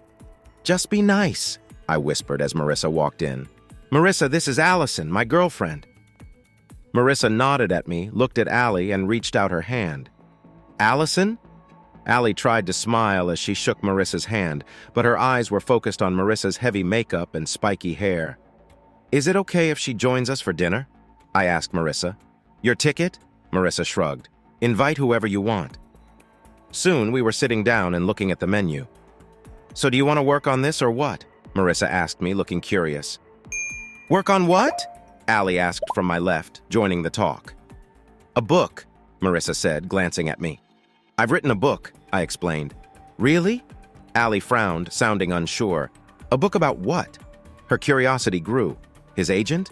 The editor? Marissa whispered, staring at her Diet Coke. A book? Allie repeated, her face showing both surprise and joy. You're not kidding. You've written something and she's working on it for you. Go on, show her, I encouraged Marissa. Marissa took the old manuscript from her bag and laid it on the table in front of Allie.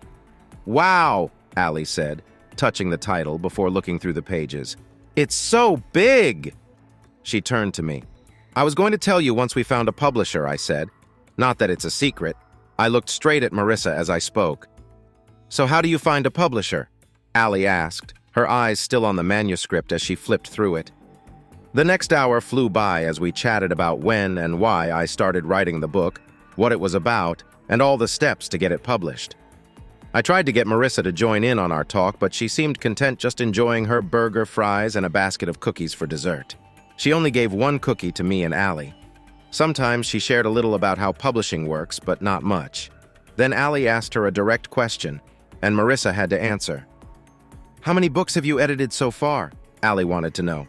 19, Marissa said. Are any of them popular? Allie asked, and named a few that were bestsellers. What about this one? Allie added. How does it stack up? Marissa just shrugged. Come on, Allie said, encouraging her. You've seen both great and not-so-great books, right? They were all pretty good, Marissa replied, avoiding my curious look. I asked, so how's this one? She bit her lip and stayed quiet, her shoulders tight as she held her Diet Coke. Allie spoke up. You won't hurt his feelings. Right, Tyler? I agreed. Not at all. So I asked again, how is it? Allie tried a different approach. Marissa was quiet, and Allie looked at me with a puzzled face. I shrugged my shoulders. Allie leaned closer to Marissa and asked, is it really that bad? Marissa looked up like she was surprised. You can't be serious. That bad? So you think it's actually good? Allie said. It's the best thing I've ever worked on, Marissa replied, quickly glancing at me as if feeling shy. But I can't say if it will sell, she added, staring at the table. But if people know what's good, this will be a hit. Allie's eyes widened. That good? Even better, Marissa said. So it's more than just okay? I smiled at her comment about being good. She looked at me, then back down. Wow, Tyler, Allie said, watching Marissa carefully. Sorry, I replied. What if we all go get a drink? I suggested. Sure, Allie said as she stood up. Marissa looked between me and Allie, still a bit confused. I'm going to go home and get some sleep if that's okay with you, she said. Allie tried to get her to stay, but Marissa was sure about leaving. So Marissa said goodbye, and Allie and I went to the bar for a drink. Halfway through our first beer, Allie started smiling. What's up? I asked. This beer? She made a funny face. What's wrong with it? It doesn't taste right, she said. Let me get you a different one, I told the bartender. It's not that, she said, leaning in closer. I'm just thinking of something that might taste better. I got what she meant. We quickly went back to her place, and it didn't take long to see she was right. She tasted a lot better than the beer. She's odd, Allie said as we relaxed afterward. How? I asked. Allie laughed. Did you not see her makeup? Those black clothes, she added, turning to look at me. But she seems angry, more like she's mad at everything. I sat there thinking about the few days I had known Marissa and the time we spent working on the book together. Not like someone who's out of control, Allie said. More like someone who finds life hard and feels down. Do you get what I mean? She asked. Yeah, I replied, starting to understand. That could be true, but still, what about it? Allie pushed me to keep talking since I stopped. I shrugged. I don't really know her. It could be anger, or maybe she's just shy or having a rough day. Come on. You only saw her for an hour at dinner. Allie looked into my eyes, thinking about what I said. Then she smiled, and her smile turned into a big one. "That's why I love you," she said. "You're so kind. You never say anything bad about anyone, do you?" I felt a bit uneasy when she used the word love. Her smile got even bigger. "You know what I mean." She slid under the covers and showed me what she meant. The next 5 days, Marissa and I worked hard, editing for about 10 to 12 hours each day. We fixed parts and changed some words here and there. On the 4th morning, I noticed something was different. Marissa came in with extra notes and changes for things. We had already talked about this. "When did you do it?" I asked.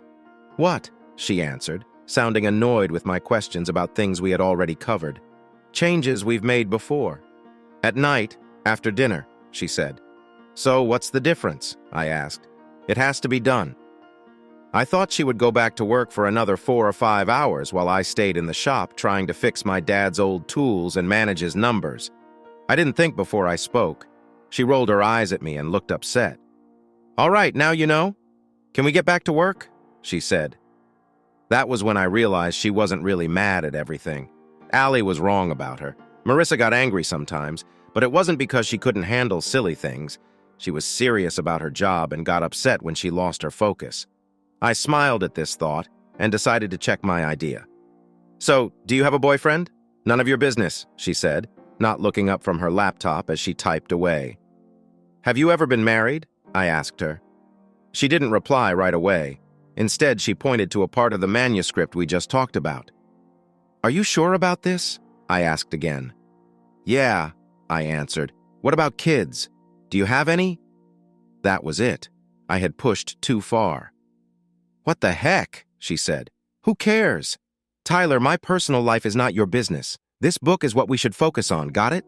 The sooner you stop worrying about my life and start making this story better, the better it will be for both of us." "You said it was really good," I said back, enjoying our little argument. "I started with something very rough," she said, standing up. "But it needs work and time is short." "Where are you going?" I asked, following her outside for a smoke. She walked to the kitchen door all by herself. I smiled as I watched her light her cigarette, taking deep puffs to calm down from the stress I had caused.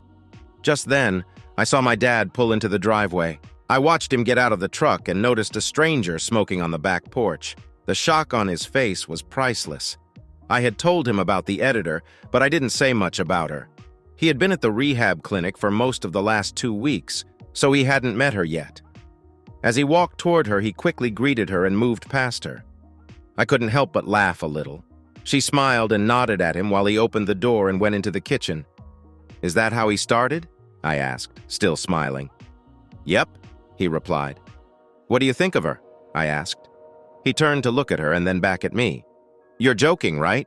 She's going to help you with this book?" "Yep, she's the one," I said. "Is she any good?" The look on his face showed that he wasn't sure if I was serious, but I felt playful that morning. "Actually, Dad, she's really brilliant." "She's from Chicago, right?" he asked. That made sense. You didn't see many goth girls in Grant City, even at the local college. I just smiled and nodded. "Wow," he said, shaking his head as he walked by me and went upstairs to change. A few minutes later, Marissa came back in, and we got back to work without asking more questions. When my dad left for the shop, he went out the front door, trying to avoid us. It was day 11, and Marissa and I were only 23 pages away from being done when my phone rang late in the morning. "Natalie," I said. "We finally got a winning bid," she replied, her voice filled with excitement. I paused, not sure what to ask. She urged me on. "Aren't you going to ask who? How much? How many books is the deal?" 3, she told me, "and there's a chance for 2 more." "So I need to write 5? I asked. "No, just 3. If you finish those, then they might ask for 2 more. What are the details?" "You'll get 15% of the sales, which is pretty good. It's not the best, but better than many first-time writers get. How many copies will they print?" "They plan to print 250,000 copies. Your advance is 1/3 of the royalties from that first run. You will get your royalties every 3 months. And how much do they take at the start? $17 for each book. I tried to do the math in my head, but it was hard. It's a little over $200,000 when you sign the contract, she said. The rest will come as more books sell after the first one. A third of the first batch. Do you understand that? I nodded. $200,000 up front. Really? Wow, that's great. Here's the best part. Your pay goes up to $18 for any hardcover or paperback books. That's over $500,000. That's really good. Will it be less for the trade paperbacks? Yes, but they cost less to sell, and you still earn good money. The small difference didn't seem like much to me, but she seemed very excited. Now here's the best part. The movie rights. Someone is already interested in them. We sold the option for $500,000 based on how well the movie does, if they make a movie. Wow. So, I get $500,000 even if they don't make a movie. When do I get that? As soon as you sign, she said. And when can I sign all of this? As soon as you can get to Miami. I leaned back and looked at Marissa, but my mind was somewhere else. Please tell me it's almost done, I said. Natalie answered, no later than noon tomorrow. I could hear her let out a breath of relief. That's great, kiddo. Then you can come down here the day after. Sure, see you then. I hung up and stared at the ceiling. Good news? Marissa asked. I looked at her and nodded. It's sold, I said. She smiled tightly. Good, she said. Let's get moving. You promise this by noon tomorrow? I don't know why I did it. Maybe it was the excitement of everything. Whatever the reason, I leaned over and pulled Marissa into a big hug. I almost pulled her out of her chair, and we both fell to the floor. I felt a lot of my stress fade away. I noticed her body got stiffer as we hugged. I'm sorry, I whispered in her ear as I pulled away, feeling a bit embarrassed. It's okay, she replied, relaxing a little before looking at the manuscript. Where did we leave off? We finished the work the next afternoon. Marissa sent the finished book to Natalie.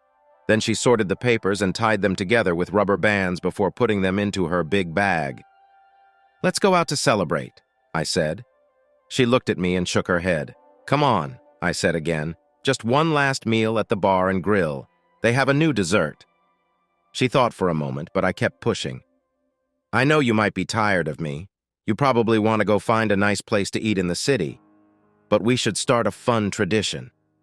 A tradition? She repeated. Yes, I said. You can be the editor for all my books if you want. We should always have dinner at the bar and grill after finishing an edit. Then you can forget about me for 6 months while I write another book. After that, we'll do it all over again at the bar and grill. She smiled for the second time since we started our talk. Like Thanksgiving turkey? She asked. I grinned back. Exactly. Like Santa Claus? She added. Yes, exactly, I said.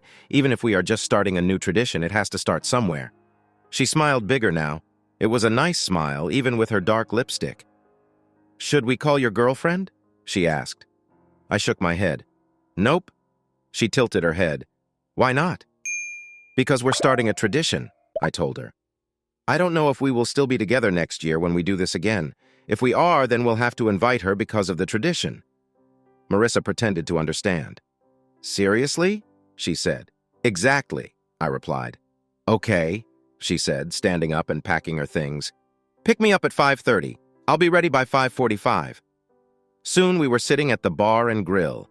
Marissa dug into some Thai chicken wings while I enjoyed my beer, watching her in amazement.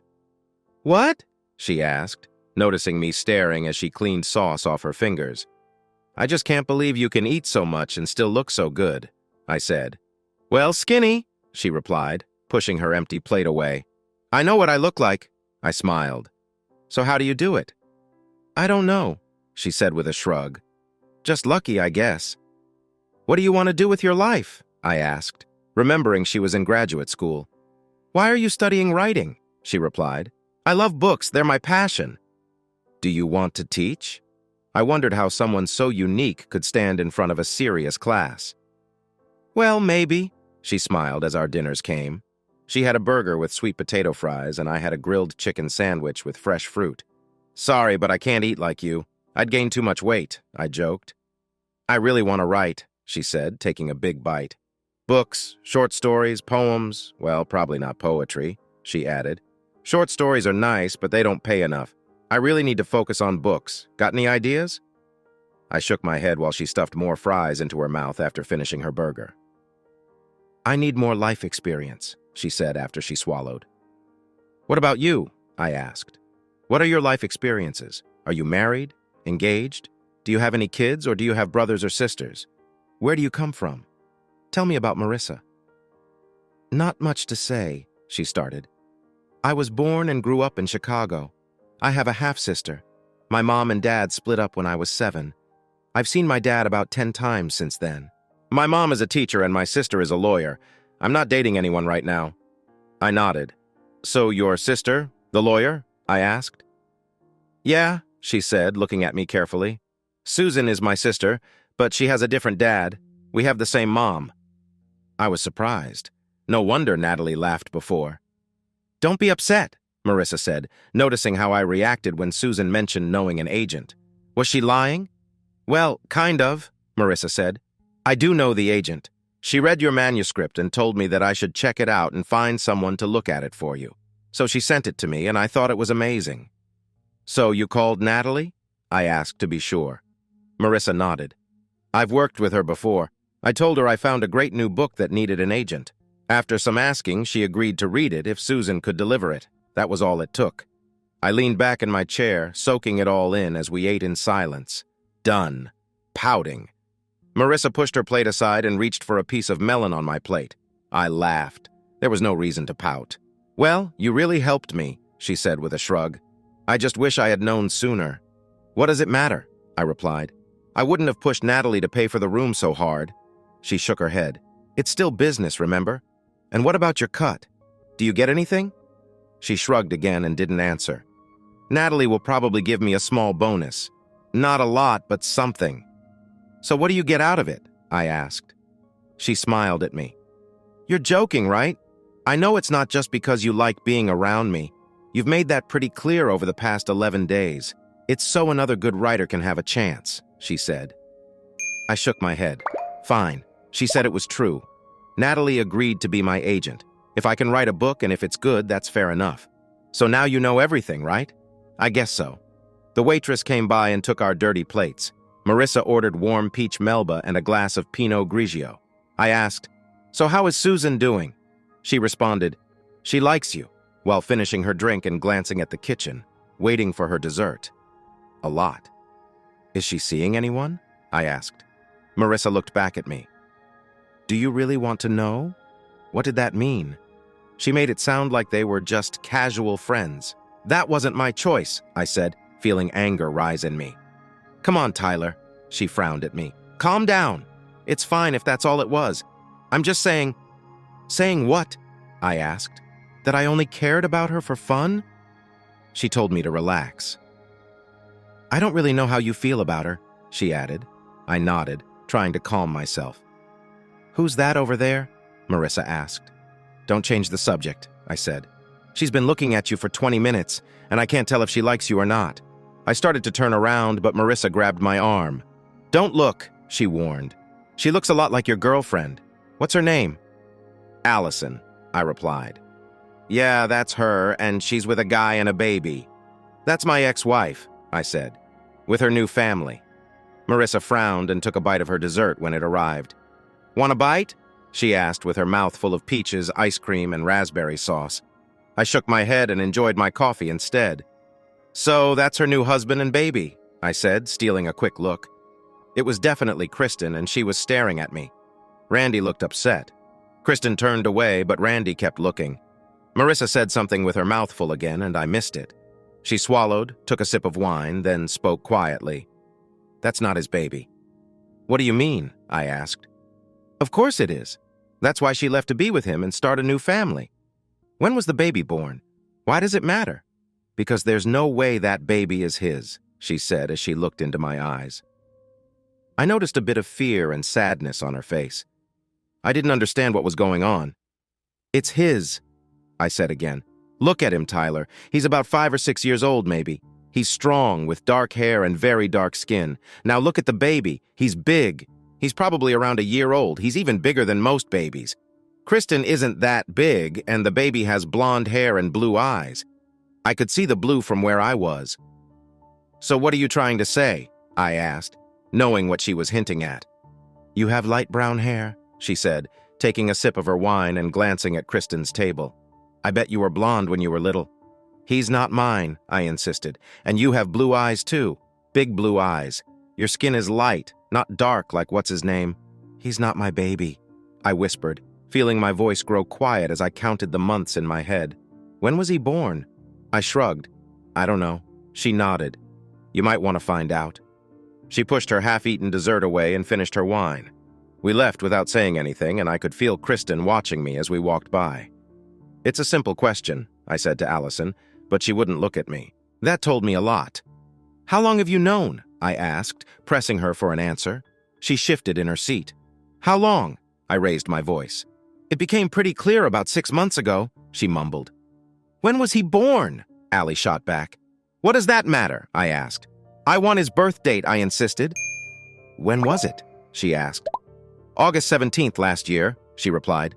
I did the math in my head. "Yeah, that only leaves 2 options. Kristen visited her family a lot in December that year, close to the end of our marriage. She might have been with Randy then. But still, it's possible that the boy could be mine. Why didn't you tell me any of this?" A tear formed in Allie's eyes. "I'm sorry," she whispered. "I should have said something. I know I should have, but I was just scared. She is my cousin, and I'm not your friend. You don't trust me enough to tell me the truth." "No," she cried. "I love you, Tyler. I always have. But she's my cousin. We are very close." She was right about being close, but that didn't matter to me. If she couldn't choose where her loyalties lay, she should have told me. "Please say you forgive me," Allie begged. Tears ran down her face as she reached for me, but I pulled away. "What did Kristen tell you?" I asked. "She doesn't know," Allie said. "She's scared. Scared because you're the father and might find out. Because if Randy finds out, he might leave her. Why would he care? He knew the risk when he married her. That baby could be mine, especially since she can't have more kids." Allie sniffled as her tears stopped, and a sad look crossed her face. "There were problems when Ben was born. She had to have surgery to avoid having more babies, but Randy wanted 2 or 3 kids. If he finds out that this baby isn't really his, it would be a disaster." I nodded because I knew Kristen was in serious trouble. She might lose her new boyfriend because of the mess we were in. I got up and walked to the door. "Please don't go, Tyler. Please," I heard her say. I paused at the door, my hand on the doorknob, hoping she would understand. Her cries got louder and more desperate. I opened the door and stepped out without turning around. Early the next morning, I flew to Florida. Susan was waiting for me at the gate and hugged me tightly. "I thought you'd be happier to see me," she whispered in my ear. "Sorry," I said, trying to smile. "Something's come up." She nodded. "Marissa told me." I looked at her, my eyes narrowing. "How much did she tell you?" I asked. "Just that you might have a son you didn't know about." I nodded. "Let's go." "We can talk in the car," she said, smiling as she took my hand and led me to the parking garage. "What should I do?" I finally asked as we drove around. "What?" she replied. "My son. What do you think I should do?" I thought about her question. It was simple, but the answer felt very hard. "I guess I want to know if he really belongs to me." That sounds like a smart idea. "So how should I go about this?" I asked. She looked at the road, then bit her lip as she thought. "You could start a paternity case in Illinois, where you also filed for the divorce in Florida." I nodded. "But that's not really my style." "I have never dealt with divorce before," Susan said, noticing I was unsure. I sighed, knowing this was my responsibility. "I'll call someone in Chicago for you," Susan said. "They can help you find a good lawyer. Thanks." I looked out the window as we drove in silence until we reached Natalie's office. "Here's the wonderful Tyler Collins," a small woman in her 60s said as I walked into the lobby with Susan. She had nice makeup, a lot of jewelry, and a sharp business suit. "And you must be Natalie," I said, reaching out my hand. "Oh no, dear," she said, pulling me into a hug. I don't get to hug many good-looking men nowadays. Not wanting to miss out, I hugged her back and noticed a smoky smell on her clothes. "You look just as good as Susan said," Natalie said as she let go of my hand. "Maybe even better." I smiled. It's not common for a woman in her 60s to give me a compliment. The receptionist didn't seem surprised. She was used to Natalie being friendly. Susan just laughed a little. "Well, Natalie continued, looking me up and down. Let's get to the contracts. Contracts? I asked, curious. Yes, she replied, a mix of disappointment and excitement in her voice. She seemed eager about the papers we were about to sign. We entered a conference room where Natalie sat down and pulled out thick papers. Here we go, she said, sliding the papers toward me. Have you looked at these? I asked Susan. Yes, they're fine, she answered. I flipped through the documents as Susan explained what they meant. Did you listen to me? Susan asked when I finished reading. Not really. She frowned, and I looked over at Natalie. These are the same terms you told me on the phone. Yes, and they're great for a first-time author, Natalie confirmed. So, what's the issue? I asked with a feeling of confidence. I have you two to help me. I can write another book in 6 months. Are you sure? Susan asked, looking a bit worried. I will get it done, I said with a smile. We spent the next hour talking about things I didn't really care about. We discussed a book tour, TV shows, and who could help promote my book. I just nodded at whatever Natalie suggested. Before I knew it, the meeting was over. Susan and I were back in her car, going out for lunch. Okay, she said when we sat down. Okay. What? I asked, looking out at the ocean through the window. You can look at this in 3 ways. First, you can do nothing and always wonder if he is your son. I glanced at her, not wanting to think about what was on my mind since Marissa mentioned it. Or, Susan went on, ignoring my look, you could file a lawsuit, get a paternity test, and if he is yours, then you can see him and pay child support, she added. Child support will be a lot based on the papers you just signed. I thought about arguing, but she had a good point. Or you can take a test to find out if he is your child. If he is, then you might do nothing. Maybe she will agree to let it go. I shook my head quickly. That won't work for me. Why not? Susan asked. Because I can't know I have a son and just ignore him. She nodded. So what will you do? It's not that simple, I said, and my voice got louder. Yes, it is, Susan replied. It really is, Tyler. You can either leave things as they are and keep wondering, or you can find out and deal with the truth. Once you decide, it's either A or B. Which one will you choose? I looked at the ocean and thought about it. I knew she was right. Well, she said as the waitress brought our drinks. Choose B, I said. I want to find out. She smiled and nodded. Good choice. Then she took out her phone and called her office. Yes, it's me, she said when someone picked up. Can you connect me to our Chicago office? I need some names for family lawyers. She covered the phone and looked at me. What county? She asked. Lincoln, I replied. Lincoln County, Illinois, she told the person on the other end. Please hurry and call me with names and phone numbers. Thanks. Then she hung up, placed her napkin in her lap, and said, Can we relax and enjoy lunch? We did. I felt better knowing that things were moving along while I was getting on my plane home. 3 hours later, I had 3 lawyers' names in my pocket and an appointment for the next day with the only one in Grant City. Take care of yourself, mister. Best-selling author, Susan said, leaning in and giving me a quick kiss on the cheek. You're the hotshot lawyer from Florida, I joked, hugging her tightly. I realized our relationship had changed to lawyer and client.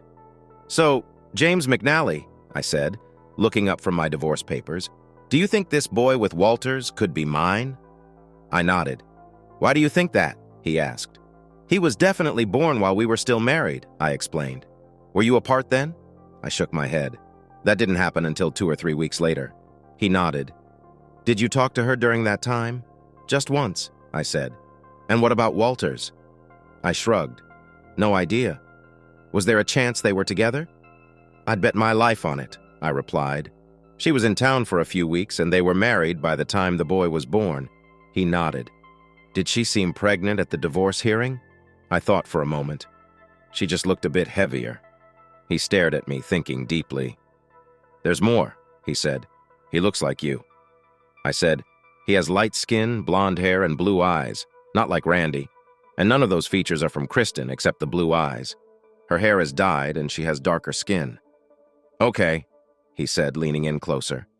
Have you thought this through? You could end up paying a lot in child support, especially now with your book coming out. I don't care, I snapped back, feeling frustrated that everyone thought this was about money. Calm down, he said. My job is to help you understand all parts of this situation. You will make the choice, but it needs to be a smart one. Go ahead, I said. He smiled wide, showing his nice teeth and the little dimple in his chin. Will I need a strong lawyer for this? I asked. You just need the right lawyer, he said. Sometimes you need someone who is strong, but other times you need a person who can talk things out. I shook my head. Not with her. I need someone strong for Kristen. We'll see how things go and take care of them as they come, he replied. Okay, I said, not so sure, but he seemed confident. Let's find out if he's your son before we move on. That made sense, and I felt more at ease. Deal. Great. We spent the next 20 minutes talking about how he would help me, the costs I could expect, and what he needed to start the case. When we were done, he looked at me and said, Let's not wait. I can have everything ready for you to sign tomorrow morning. Just come by around 8, and I'll take care of it when I go to court. I was surprised, but he just laughed softly. It's only a few simple forms to start. The harder stuff comes later when we give them the court papers. What about Randy and Kristen? I asked. They both need to be included since they are married. The boy was born while they were together, and Randy is probably on the birth certificate. I hadn't thought about that, but it made sense. Still, suing a local police officer about a child he thinks is his won't be easy. I promised myself I wouldn't speed even a little until this was all finished. Are you really okay with this? Suing a local cop? I asked. He shrugged. Why should I care? He won't bother me. Really? I pushed him on it. If he does, let me know. I'll take care of it. He promised me that the next morning at 5 to 8. Then I went to McNally's office. It only took 3 minutes to read the complaint and sign it. 2 days later, everything turned upside down when Kristen and Randy got the papers. It was 10:30, and I was in my room making my artwork even darker and more intense. After 11 days of working with Marissa, everything was coming together faster this time. I used what I learned about building tension along with the new problems in my life. Once again, this was all because of Kristen, the one I loved. Suddenly, I heard Kristen scream from outside, shouting awful things at me. There was banging on the door and more angry words. I saved my work and backed it up before going downstairs to see what was happening. Dad got to the door first. Calm down, he said to her, but she wouldn't listen. He's trying to ruin me, my marriage. Just because I left him for Randy, he can't get over it. Now he wants to destroy everything, she yelled. That's not true. You're wrong, Dad shouted back, making her stop in her tracks. She had never been talked to like that before, not even by her dad. She didn't know how to reply. I stood at the top of the stairs and watched. Dad was trying to figure out if she had taken his son away from him. You need to tell me if you have taken my grandson, he said, trying to keep his anger in check. And you know it's true, but you can't act like this. Dad looked angrier than I ever saw him. If that boy is his, he has the right to know and to be a father. Kristen's face showed her shock. She opened her mouth, but no sound came out. And you, Kristen? Dad said, pointing at her. You had no right to hide this from him. Don't come here complaining that Tyler did something wrong. We both know that's not true. You're just upset because your nice little life is about to change. A life built on lies and your own selfish needs. Her eyes found me, and she looked at me like she wanted help. I simply raised my eyebrow. Is he wrong? I asked as I walked down the stairs. Are you sure that boy is Randy's? When she didn't answer, I pushed her a bit. You know that Ben might be my son. Her face turned pale when she realized that Allie had told me. Oh, don't worry, I said with a mocking tone. Your family didn't tell me until I made Allie confess. But Tyler, she stammered, looking from my dad to me, clearly unsure about how to handle both of us.